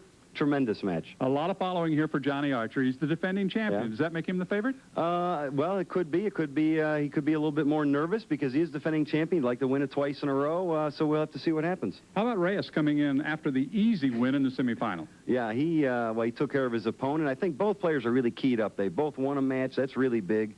And I think they're going to play phenomenal pool. We'll have that championship match on ESPN. It's Johnny Archer trying for number 2 against EFREN Reyes from... And he will get to shoot. Okay, Johnny Archer made, looks like the 8 ball on the break. Well, he obviously made a ball on the break. The 1 is right there, and the cue ball you can see is blocked by the 3 and 5. I'm not sure, but it looks like he's just shooting like he has a shot. So this is starting off. Well, that's pretty nice right there. I mean, pretty good start, huh? Yeah, he looked like he was snookered behind those 2 balls, but obviously he got up, had plenty of room to make it. And he has a pretty open table here. He's got a good shot on the 2. He draws back. He's got a nice shot on the 3, the red ball in the side pocket. The 4, the purple ball, is near a pocket. And this could set the pace. It's that fast to give Johnny Archer, let's say, a little momentum, or he can get loose. And I believe anybody can really win this match. EFREN really hasn't favored that well in final matches. And he certainly had an easy semifinal match against Paul Patier. But during that match, you recall, we talked about his style of play being very conservative, played safe a lot. Yeah. I'm not sure he can afford to do that against Johnny Archer when he gets his chance. Yeah, now see, Johnny Archer executed this shot perfectly. You see, he came out, hit the cue ball with high left-hand English. Well, see, when top players play each other like this, not that Paul Patier isn't a top player, but when championship, you know, the top echelon of the players, when they play each other, normally you don't see an awful lot of safety play. It's more or less, you know, aggressive type playing, and the offense normally wins in the final matches with 2 great players. Johnny Archer now with the 9 ball, standing between him and a run out following the opening break. Great start for Johnny Archer. Right off the bat, break and run out. I mean, I can tell right away that Johnny Archer feels very comfortable in this match. I mean, he got up, he beat Earl Strickland. That was probably his, you know, very tough for him. He's breaking, and look how great he broke the balls. I mean, he's hit the cue ball. He made a ball on the break. I believe it was a corner ball. And it looks like he has a shot. We watch the break here. He breaks. Boom, there goes the corner ball. Cue ball's in a perfect position. And if you saw any of the semifinal play, you'll know that that side of the table for the break and that corner ball has been the favorite of the players. And he's got a nice shot at the 1. The balls are open again for Johnny Archer. He's got a real easy shot on the 2 on the side. Of course, he positioned the cue ball there. He's going to hit the cue ball low. Draw the cue ball just a little bit. He's got a nice angle on the 4. Play it down the rail. And the 5 is on the opposite rail. He looks very, very comfortable, very comfortable. This is the second rack, and EFREN Reyes is yet to have a shot. Johnny Archer broke in game 1, ran out. He's shaking his head now. I believe it looks like he's probably, see, he's over the 6 ball. He doesn't like the angle he has. If he draws the cue ball, he may flirt with the 8, the black ball.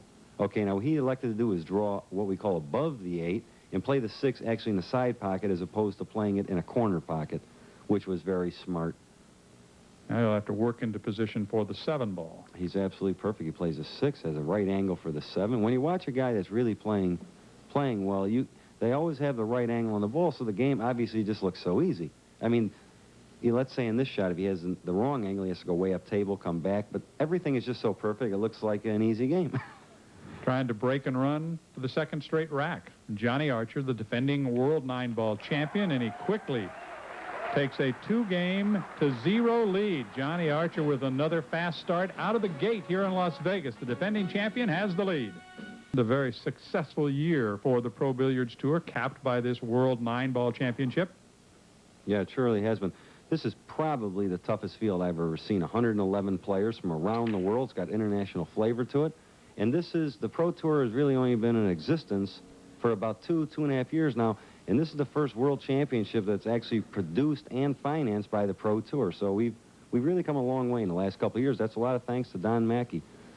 Here you see the position of the cue ball. Now, Johnny made a ball in the break. He can hit the one, but he really can't make it. So he's going to try and... Oh, no, he didn't make a ball in the break. It's EFREN shooting. EFREN may try and cut the ball in. Look at this shot. Beautiful shot. What an opening shot. I can't even believe that. You know how tough that shot was? He was so close to the one ball, but it didn't have an easy angle at all, and he cut it in like it was nothing. I mean, that's just amazing. Look at this shot. He cuts the... I can't believe he made this ball. It was so difficult. And he winds up getting a nice shot at the 2. Look, never hit a rail.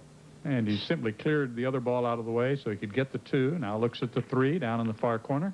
Now, I can't tell exactly if the 4 goes by. If the 4 does go by, EFREN has a pretty easy run out. Well, considering the 4, 5, and 6 are all right in that group right there. But I don't know if the 4 goes by or not. Yes. Oh, yes, it does. Okay. The answer was a definite yes. Well, he's in a very good position. You see the 5 and 6 are right there. He'll just come off the rail a little bit, have an angle on the 6. You know, going back to that cut shot, I have to admit, you know, again, that the Philippine players, like, their kicking style is fantastic. And plus cut shots, EFREN and Jose Perica, another top Philippine player, they cut the balls so well. I don't know why. Maybe it has something to do with their stroke or the tip size they use, but they shoot at shots a lot of times American players just don't shoot at, you know, and they make them, and you're seeing the result of that. Reyes in control here in this 3rd rack, trailing 2 games to none. But he's in good shape to take game 3. Reyes was the captain of the team from the Philippines that won the World Team Billiards Championship, and he gets on the board by taking game 3. This would be a nice little topper for EFREN to win the World Team and then the World Championship. I mean, this is a big, big international match right here. But Johnny Archer now, as we move to game 4, looking at the 8 to be followed by the 9, as Reyes gave him the opportunity here in this 4th game to get back on the table and reclaim a bit of breathing room up by 2 games. Johnny Archer, the defending champion now, taking the lead 3 games to 1 in Las Vegas. Getting set for the break, the 5th rack. The crowd here has been unbelievable, isn't it? I mean, they are just standing room only packed. This is a great match. A lot of the people were hoping that the match gets down to either, let's say, Strickland and Archer, or Archer Reyes, or Strickland Reyes, or whatever, and they're getting their wish right here. Well, having Earl Strickland and 2 balls go for Johnny Archer, maybe 3. Yeah, he made 3. Yeah, he made 3 balls in a break. Boy, I'll tell you, 9 balls not a tough game when you're always shooting at 6 balls. Hey, you talked about Earl Strickland. That was the matchup against Johnny in the semifinal. So the fans here, and many of them taking part in the American Pool Players Association event as well. So this is a big week in Las Vegas for both professional and amateur players. You see the way I diagrammed that. Now, Johnny Archer, he slid the ball over exactly perfect where I was planning that he would leave the cue ball. And he's just doing everything so well right now that you can almost call exactly shot for shot what he's doing.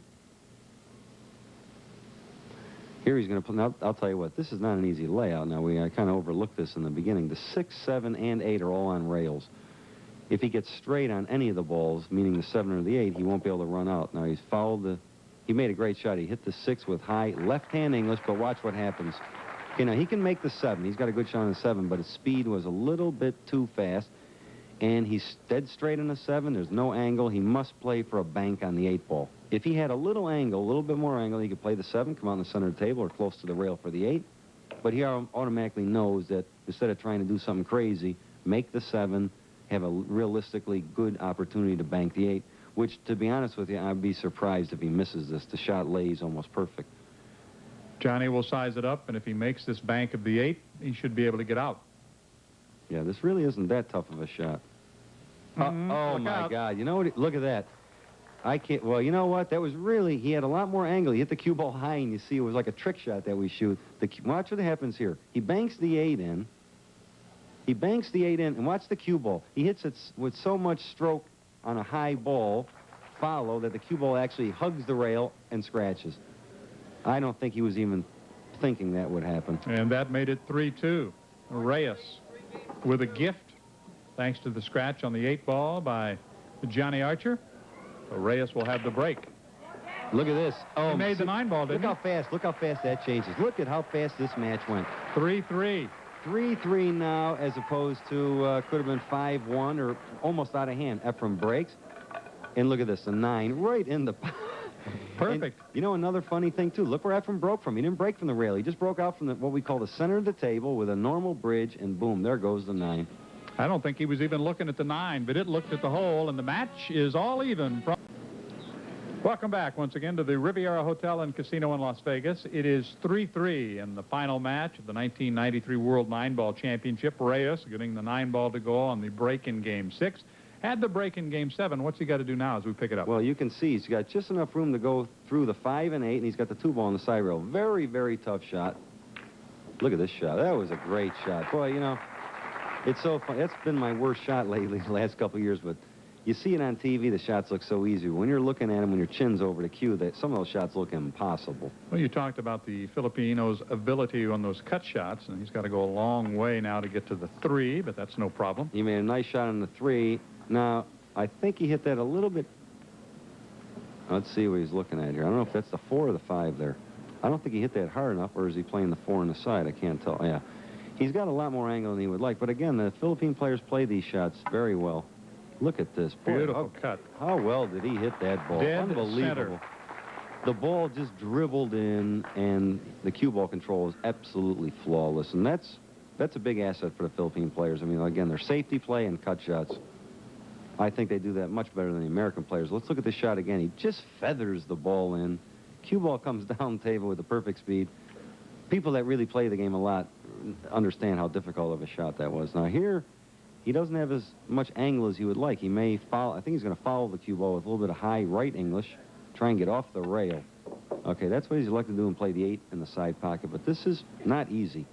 This is by no means easy. Got to play the 8 in the side, probably go 3 rails with the cue ball, something like of this nature, and get over here for the 9 in the corner pocket. This is Game 7, and this is to take a 4-3 lead after Johnny Archer broke and ran the first 2 games. Look how he executed that shot absolutely perfect. EFREN Reyes on a bit of a roll right now. Wow. Boy, this match has really turned around fast. All going back to that 8-ball scratch on the bank shot with Johnny Archer. The 8-ball scratch and then the 9-ball on the break, and all of a sudden Reyes has won 3 in a row. He hits the shot absolutely perfect. He plays the 8 in the side, which was a pretty difficult shot, and hits the cue ball hard enough to go around the table 3 rails. You know, you look at the amateur players, it's tough enough to make the shot without worrying about where that cue ball is going to go. Exactly right. When the top players are really playing well, uh-oh, wow, that was... Look at the way the balls are bunched up. You see that little group of, I think it's a 3, 7, and 9. Efrem hit those very poorly. He just hit what we call the edge of the 1 ball. The cue ball flew off the table, giving Johnny Archer a cue ball in hand. But I'll tell you what happened. He hit him so bad that the balls are all kind of bunched up. I mean, this doesn't really look like a realistic run-out. You see the 2 4s in that area? 3, 9, and 8 are bunched up over here. Even though he can make the 1, I think what he's going to do here is he's going to play the 1. Now he's going to hit the 2, play safe, stick behind the 4 ball, put the 2 somewhere in that area where he can... That's perfect. That's absolutely perfect. See, Archer positioned the 2 ball in such a way that if he makes the 2 with cue ball in hand, he can break out the 3, 9, and everything else and possibly run out. So, you see the shot again. He hits the 2, he played for a safety, sticks behind the 4. Perfect. Of course, Efrem hit it and almost... What's the call? Did he hit it? Yeah, I think it looks like he hit it. Yeah. I think he did, too. Of course, now Archer's a little mad. Oh, no. See, Archer, he's a little upset. He thinks Efrem hit the 7 ball. Maybe he did. I don't know. From here, it was kind of tough to... It was very, very close. Okay, he'll play the 2, and Archer is a pretty good straight pool player. He played in our World Championship last year. He'll play the 2, break out absolutely perfect. Look how well he hit that shot. Hit the corner balls, broke out the 3, the red ball. He's got a nice shot at that. But the 4 is going to be his problem ball. Okay, he draws back. He actually got about as perfect as he can, but this is not an easy shot. If he makes this, the rest of the rack looks fairly good. This is the 8th rack of this match, and that's a beautiful shot. Yeah, he just shoots those kind of shots like they're nothing. But he's a little bit out of position on the 5 ball. It's not automatic. He'll probably play the 5 firm. He'll probably stay above the 8 ball, meaning closer to his body on the 8, I think. Hit the shot firm and go across table. I don't think he's going to try and go in between the 8 and 6 ball with the cue ball. You saw him check the shot clock. They're playing on a 30-second shot clock.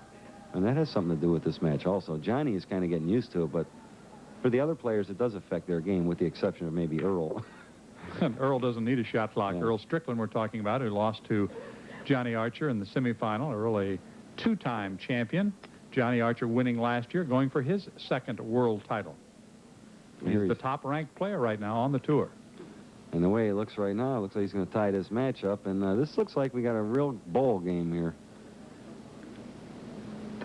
And important for Johnny Archer to break a little bit of the momentum that he handed to Reyes when he scratched earlier on the 8-ball. But Johnny Archer now will change to the cue because he'll have the break when we come back. The target for these two players is the World Championship of 9-ball. We're at the Riviera Hotel and Casino in Las Vegas. You're looking at the defending champion, Johnny Archer. He has just come back to tie the match at 4-4, along with Mike Siegel. I'm John Sanders. Delighted to have you with us. Boy, he breaks it. Watch the 9, watch the 9, watch the 9. Oh, very close. I believe Made the 8, didn't he? He made a ball in the break. He made the 8. He's got a very nice shot, but I'll tell you what's nice about this run out. You see the 9s hanging, but look at the 1, 2, and 3. They're all within, let's say, about 12 to 18 inches of each other, and that's always nice when you don't have to go anywhere with the cue ball as opposed to going, let's say, up and down the table. Okay. Whoa. Now he's man, and now from here it looks like he's snookered, but obviously he must be able to make it. Now he's looking at it. Now he may have, I don't know if he can make this or not. Oh, he miscued. Look at this. Wait a minute. Let's look at what happened. Will he get a break? He miscued. Look at this. Oh, He my did. God. He got lucky. Oh, my goodness. Well, you can't keep a good man down, I guess. Look at that. Look at this shot. He tries to play the 2. He miscues, and the 2 goes right in the side pocket. That's EFREN must be looking at the ceiling, say, what did I do to deserve this? Look, boom, there it goes. And as Johnny said, everybody got excited over that shot. Why not? And he's made a nice shot on the 3, and now look at this. He's got the 4 into the 9 combination. Boy, that was a big game right there. I'll tell you what. EFREN, has got to feel a little unfortunate there. There's the 9-ball combination. Wow. Wow. That gives game 9 to Johnny Archer. And Mike, just as you predicted, it's very, very tight. One shot, one way or other, can make an awful lot of difference. Yeah, exactly right. Now, after playing safe, it is EFREN Reyes in game 10. Yeah, Johnny played a great safe. Now, look at this. Boy, that's another unlucky shot. Nobody can believe. How can EFREN kick at the ball, go by the 5, the orange ball, then hit the 1 on that side and scratch? That doesn't seem possible. We look at it again. You see he kicks. Now, here's the cue ball's coming down and just goes right in between the gap and scratches. Hard to believe he could put it in that area. He did, and that gives ball in hand to Johnny Archer, who leads 5 games to 4. And he's got a nice opportunity. The 1, he had cue ball in hand, and the 2 is right there. I believe the 3, the red ball, is next. He's got enough angle to come up for the 4, which is about the ball near the center of the table. Yeah, well, what's that? Is that the thing, Murphy's Law? Whatever can happen, happen? Sometimes it seems that way. However, as we have found in these matches, and you play so many of them, you've played enough, it can go the other way just as quickly sometimes. It surely can. I mean, you look at the match earlier, it looked like it was going to be almost a runaway for Johnny Archer, and then instantly some kind of a fluke scratch, and Reyes runs out, then makes on the break, and before you know, boom, now we got a ball game, 5-4. You see the 5, the orange ball. He's going to play the 5, the 6, the green ball that's circled by the side pocket. He's got to be a little concerned. Okay, he goes by the 8. He's got to be concerned. If he hit it a little bit too hard, he's snookered by the 9. So he's in good shape, but I don't know if he has enough angle. Can he get down? To get for the 7. He may play.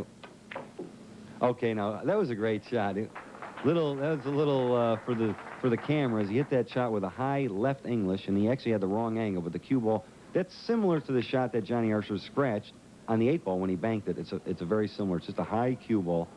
And a lot of players that would like to practice their game, that's an interesting shot to shoot, and you can get some crazy results. Well, he got himself in good position on the 7 and the 8. Whoa. Now he needs the 9. Okay, he hit that a little bit harder than he would like. This is not an easy shot, but I believe he'll make it. He'd like to be straight in with it. Archer, Great the defending champion, to go up by 2. Johnny Archer, only 23 years old, from the state of Georgia, trying to win the World 9-ball Championship for the 2nd year in a row, has the lead here in Las Vegas. He has won 6 of the first 10 racks. Changing cues as he gets ready, but let's go back to the shot that kind of started it all for Johnny Archer after the safety. Yeah, I thought EFREN really played a nice kick. Of course, Johnny Archer played a great safety to put EFREN in that position, but he was a little unlucky there to hit the 1 and scratch. We'll have to see what happens. I think the break now is going to be the big factor. Look at this. Oh, my God. There goes the 9 on the break. The 9 on the break, and Archer goes up 7-4. So each player with a 9-ball on the break in this match, but right now the edge belongs to the defending champion. It is 7-4 here at the Riviera Hotel and Casino in Las Vegas. Let's watch it again. He breaks. You see the 9. Well, of course, EFREN made a 9 on the break, too, so I guess they're even. But I'll tell you what, Johnny Archer right now is a very, very tough person to beat. I mean, he's just going. He's going great. Things are working for him. He's pocketing balls tremendously. He's breaking hard. Very, very difficult to beat him at this stage in his career right now. And you recall the 9-ball break back in Game 6 for that man, Reyes, exactly the same way. That 9-ball went into the far corner pocket.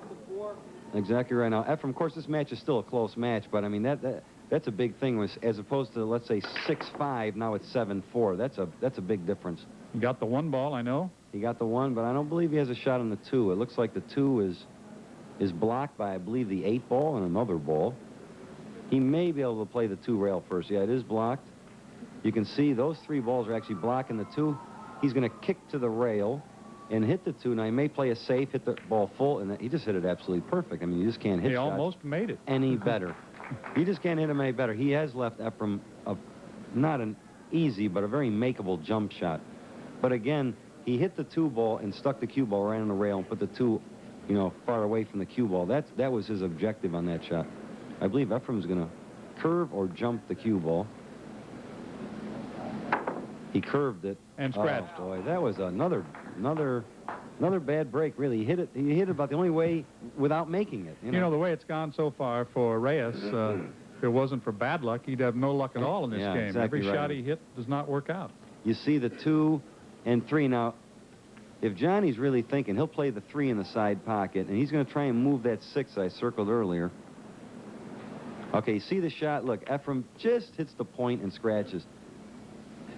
Okay, he didn't have quite enough of the ball to really do what he wanted to do with. Yeah, exactly right. He had to curve the ball a little bit, but it was a little unlucky. If he hits the 2 anywhere but there, he probably makes it and doesn't scratch. Now, going back to that, see, I thought Johnny Archer would have played the 3 in the side and tried and move the 6, the green ball. It looks like it's stuck right on the point. And when he played the 3 in the side, it looked like he had a chance to maybe move the 6 out of the way, but...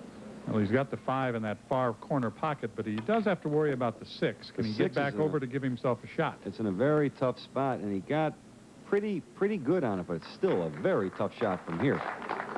Yeah, the 6 was a little bit lower. He couldn't have bumped it away. I thought it was right on the point. But this is a very tough shot. That's well done. Yeah, he just shoots it like it's hanging in the hole. Like I've seen you, John, right, very many absolutely, times. sure. Especially when you're playing in the final round of the World Championship. There's another great shot. I mean, look, he just, you know what it is? He executes everything so well. I mean, he played the 7, tough shot. The speed and the angle was absolutely perfect. Now he plays the 8, hits it not too hard, and he's got a good shot. Of course, I think I'd be shaking a little bit with this kind of angle, but for him, I mean, I think he'll handle it pretty No, easy. you wouldn't. Sure, I would. I like to fidget around. Look at this. Wait a minute. What happened here? Johnny Archer with a miss on the 9 ball, and maybe he was a little overconfident. I think he was. I honestly believe that was just what they call it. He can even believe it. It was just a careless mistake, and that kind of mistake can cost him the match. Gave the game away. I can't believe it. That was just careless. Look, he's laughing. He's laughing. That's the kind of shot that normally costs a guy a match. Look at the score. Should be 8-4. Now it's 7-5. That was Johnny Archer with a miss. Here it is again. It was just careless. Just totally carelessness. He just got up, overconfident shot.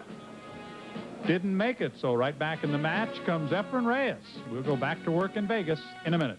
Johnny Archer had a big lead and a chance to have an even bigger lead, but right now the difference is only 2, and Reyes has life thanks to Archer. Yeah, I can't believe he did that. It was just something careless. I'm sure as the years go on, you know, he'll start looking a little closer at some of those shots. Now, EFREN broke the balls. 2, 4, 6. He didn't make a ball in the break, which, you know, he didn't hit those well. I could tell by the way the ball scattered. And, well, I'll tell you what, I see the 3-9 down there. You see where the 1 is, and the 2 is next to the 1, but this is by no means an easy shot. Now, Johnny can redeem himself if he makes this 1, and look at this. Never hit a rail. I mean, look how tough that shot was. It was a very tough shot, very and it makes you wonder about the 9-ball miss. Well, it was just careless. I mean, a lot of times, you know, players get easy shots, and they're looking to see where the cue ball's going. Next thing you know, the ball's on the table. That's a common mistake. But in the finals of World Championship, I don't see that too often. Now, will he try to get down toward that 3-9 combination? No, he's going to try and Okay, see, he's maybe falling apart a little bit. Now, that was a very tough shot. I think I would have tried to maybe bank the 2 and drawn the cue ball down table. That was very, very tough. And again, he's opened the door for EFREN Reyes now. And instead of the score being, let's say, 8-4, it's liable to be 7-6. You know, you look at all the top players, and certainly you mentioned 111 of the finest in the world here. He's in a position where he could go for this 9-ball combination definitely. now. They have the physical skills, but so much of it is mental, isn't it? It sure is. I mean, Johnny Archer has really given up two opportunities. And there look it at is. This. EFREN makes the game. All of a sudden, it's an even match. All of a sudden, this match is even. You can tell by the look on Johnny Archer's face. He's saying, you know, what am I doing? What am I doing? He made 2 tremendous errors, I believe, in these last 2 games. And instead of realistically the score being, let's say, 9-4, all of a sudden it's 7-6. You see, EFREN makes a great combination on the 3-9. And you, like the good player you are, spotted that immediately. You file that away. You know where the 3 is. You knew where the 9 was. And if you have the right angle, it's a makeable shot. Okay, now EFREN has chose to break from the other side of the table. He broke. And not he quite. Didn't make a ball. Look, he can't believe it. Look at EFREN. EFREN's funny, I'll tell you that. We call him Bob Hope now. You see the 1. Okay, now, Johnny's probably going to bank the 1. I don't think he can cut it. He's probably going to bank the 1, slide the cue ball down table, I believe. Okay, now that's what he did. He banked the 1. Okay, now he hit it absolutely perfect. Absolutely banked the 1. He's got a shot on the 2. I believe the 2 goes. Johnny Archer won it all last year. I don't know if this 2 goes or not. Yeah, it does. Oh, it's another miss. Look at this. That's three bad mistakes he's made. I think he's starting to feel the pressure now. I really do. Well, they call EFREN Reyes the magician. Maybe the magic is that he's had some chances. Okay, now I'll tell you what. I don't think EFREN can make the 2. He can't. Okay, EFREN played to overcut the 2, put the cue ball up table. He could hit the 2, but he couldn't make it. And Johnny Archer, well, he didn't really get away with anything. That was, you know, 3 and 6 are kind of blocking. You see the way the balls are. Johnny Archer's going to kick a high right English, I mean. Okay, he hit the 2. And he hit the 2 first, which is the key there. He had to hit the 2. He didn't, you know, hit it as well as he would like to. He didn't really get away with anything. He's mad now. He's throwing his cue, talking to himself. He's very, very, very frustrated. And well, he knows deep down he has only one person to blame for his problems. Exactly right. I mean, this match, realistically, this match could have been over already, and now all of a sudden the score is 7-6, and EFREN's at the table. Of course, EFREN doesn't like what he just did. He played a nice shot on the 2, and he's got a tough shot on the 3. I think both players are kind of falling apart a little bit here. I don't know what's happening. Well, there's a lot of pressure out there. We're getting down to the nitty-gritty. I mean, you know, the cues are getting a little heavy. I mean, you know, these things are very understandable. Johnny Archer, you can tell by the look on his face. 2 games ago, he was laughing when he missed the 9. Now look at him. It is 7-6. Archer still has the lead, but Reyes has the table. Reyes made a great shot there, boy. Now he came around. He's got the 5 in the corner. He's got the 5 in the corner. He's going to draw it. Now, you can tell by looking at EFREN, he senses now he can really win this match. I mean, from here on out, I think Guts is really going to win this match. It has nothing to do with ability. I think the guy that really stands up more under pressure is going to win this match. Well, after being in control and blowing a couple of shots, can Johnny Archer come up with it again? I don't. That's something we're going to have to see if that happens. But right now, I mean, I know my palms are starting to get a little sweaty now. Now I'll tell you what, EFREN, they're making mistakes. I mean, I can see from here he's got a shot on the 7, but it could have been a lot easier. And the 8's hanging and the 9's near a pocket. Wow, that was a... Those shots don't have to go in. You know, I would have rather been pretty straight in with it. I think I'd still be fidgeting with that shot. And when you're going good, you make the 7 and the 8 on that shot, right? Yeah, well, then maybe, yeah. Needs to get off the rail, give himself a little bit of room for the 9. He's absolutely perfect. Now we got a 7-7 ball game here. So now it's a race to 4. Race to 4 for the World Championship. It is 7-7 in Las Vegas. Who will win, Reyes or Archer? We'll find out as we come back. We are back in Las Vegas. It is now a race to 4. It is 7-7. I'm John Sanders along with Mike Siegel. Boy, it looked like Reyes was out of this a few times, but Johnny Archer's opened the door, and he says, thank you very much. Yeah, Johnny Archer made very careless, 7 games apiece. very careless mistakes, and now all of a sudden, now it's flipping a coin. Johnny Archer could have had, well, you know, nice command. Oh, wow. Bad break. That was another, well, that really wasn't EFREN's fault. He broke the balls. The cue ball's kind of near his side, but the ball just came right by. Let's watch it again. Kicks the cue ball right in the side pocket. Look at this. It looks like it was going in anyway, so. And you can hear this capacity crowd come to life now because they know this is what Johnny Archer's been looking for. He's let some get away, and Reyes has won 3 games in a row, but with ball in hand, let's see what Johnny can do. Yeah, he's got a very, very possible run out. He's got the 3, play a 3 in the corner. 4 is near the pocket in the upper right-hand portion of the screen. The balls are laying in a pretty good position. He needs to get back into that rhythm that he had early on, too. Well, he needs to run the balls out. I know about that. He has... Oh, I'll tell you what. I don't know what he did here. He drew the 4 back, but I don't know if the 5 must go right in. Or is he playing that in the corner? Jeez, I can't tell. Wow. Look at that shot. You know how tough that shot was? I can't believe that he played that shot and he just didn't even look at it. That was a very difficult shot. He's going to try and play the 6. You see, go 1 rail, and he's hit that just about perfect. Just about perfect. Sets up the 7 ball. Hit that with a little bit of just low right angle. She had the perfect angle on that shot. Now he looks like he's going to draw the cue ball 2 rails out in the center of the table. Watch it now. You don't want to go up too far. Okay. Well, it's a little angle so he can run it down the rail. This shot looks easy from here, but this is a pretty tough shot. They're playing for the World Championship here, and perfect. Johnny Archer, he had a shot much like this earlier in the match, and he missed it. Exactly right. Now he's laughing, he's joking, he's looking to make sure I make this one. And there you go. He does not make a mistake this time, as he did back in an earlier game, back in game 11. So Johnny Archer has regained the lead. It is 8-7. The race to 11 is down to just a few games now. That was big. Johnny got a little momentum. Oh, wow, the 9 was almost going in again. Did you see that? The 9 was flying for the hole, but he made a ball in the break, but he's pushing out. He made the 1 ball. And you see the 2 is still spinning. The 2 ball. You see the cue balls behind the 6. 2, 4. Actually, the 2, 4, and 9 are tied up, but the 2 ball is what he's concerned about. I don't understand this push out. This wasn't... he didn't even look at that. EFREN has an opportunity to probably play a pretty good safe here, I think.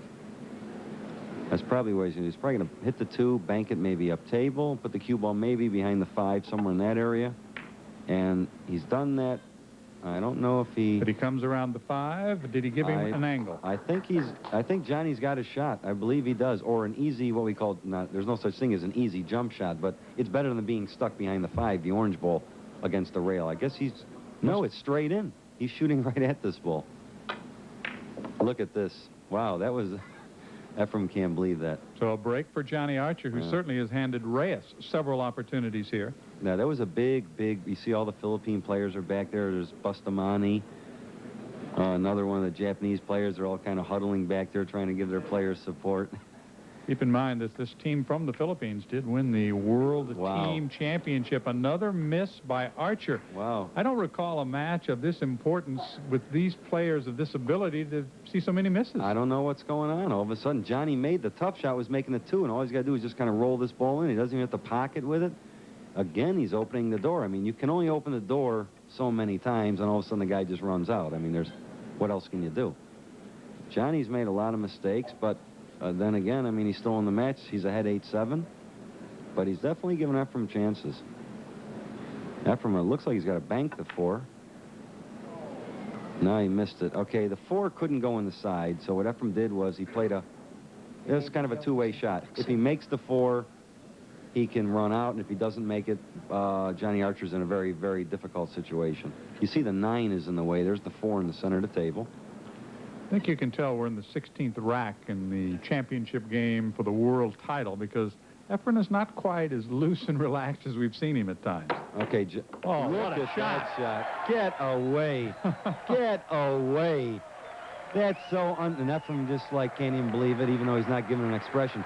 That's the most amazing shot I ever saw. I have to say that. He jumps over the 9 with a jump cue, but watch this. The cue ball landed on the 4. It landed on the 4, cut it in, absolutely perfect. I mean, I could watch that shot 1,000 times in a row and still can't believe it went in. And he had perfect position on the 5, and now he's made the 5. He's got a great shot on the 6. Unbelievable shot. I'll tell you what. And how important it is for him to get out here and take a 2-game lead at this stage. That was an amazing, amazing shot. I have to see that one. I like to see that one about 10 more times. Certainly is the shot of this match, and And Johnny Archer's mind might make up for some easy ones that didn't go. Well, Off the rail for the 8. he's got another good opportunity here. He can take a 2-game lead. That's big right now. It's getting down to the end. Remember, it's a race to 11, and if Johnny Archer makes the 9 here, and after what's happened in this match, nothing is guaranteed, but he does finish it off.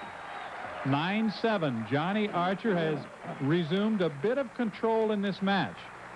He takes a 2-game lead and has the break in his battle with EFREN Reyes. Here's the that shot. Look, look at that. The cue ball landed on the 4 and it never hit a rail. I can't believe that.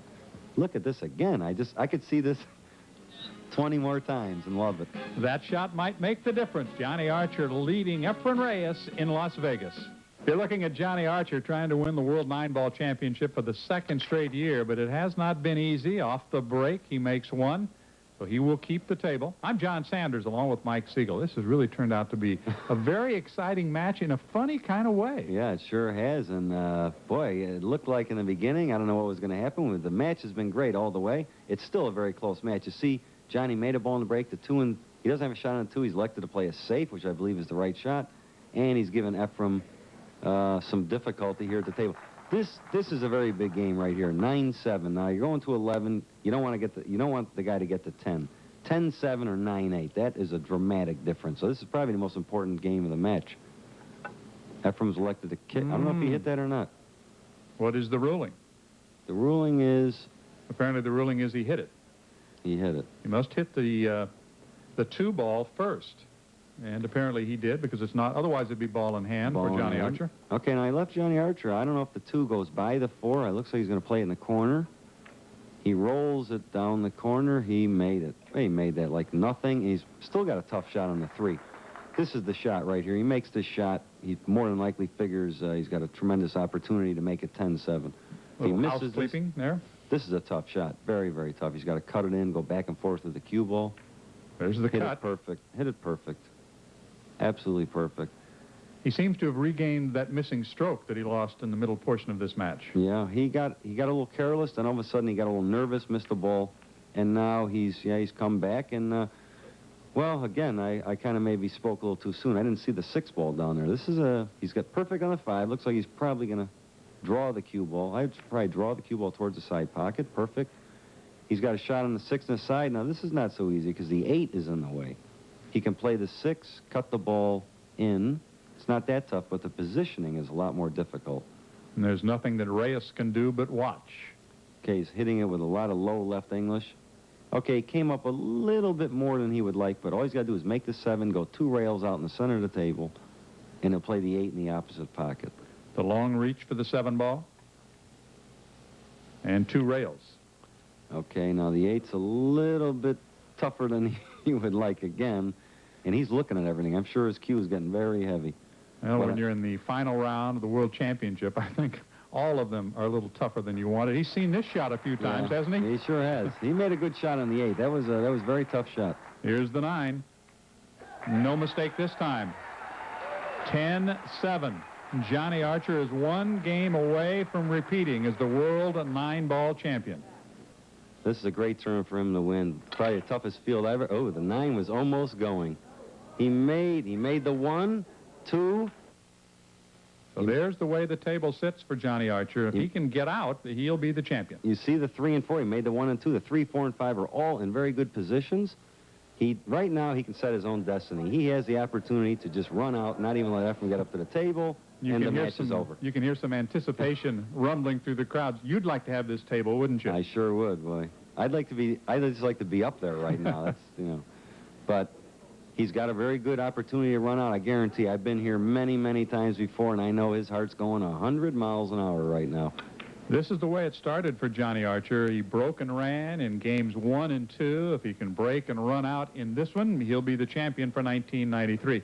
And you have to give him some credit. He was really sagging mentally. He sure was, yeah. In the middle there, he gave EFREN a lot of opportunities, but I think the break was a big factor. EFREN didn't really run 3, 4, 5 games like a lot of times you'll see Strickland or maybe Archer or other players do. For one reason or another, he scratched in a break or something like that. So, I mean, EFREN played good, but Archer just played way better. He made some mistakes, but EFREN couldn't capitalize on them. And here- Johnny Archer, there is EFREN Reyes, who has worked his way all the way into this championship match, and now he can do nothing but sit and watch. And here it is, 2 balls away from the second World Championship. He'll play the 8. Looks like he's just going to follow the cue ball. Come out and near the center of the table. Believe me, he wants the ball to get straight in. He doesn't want any angle.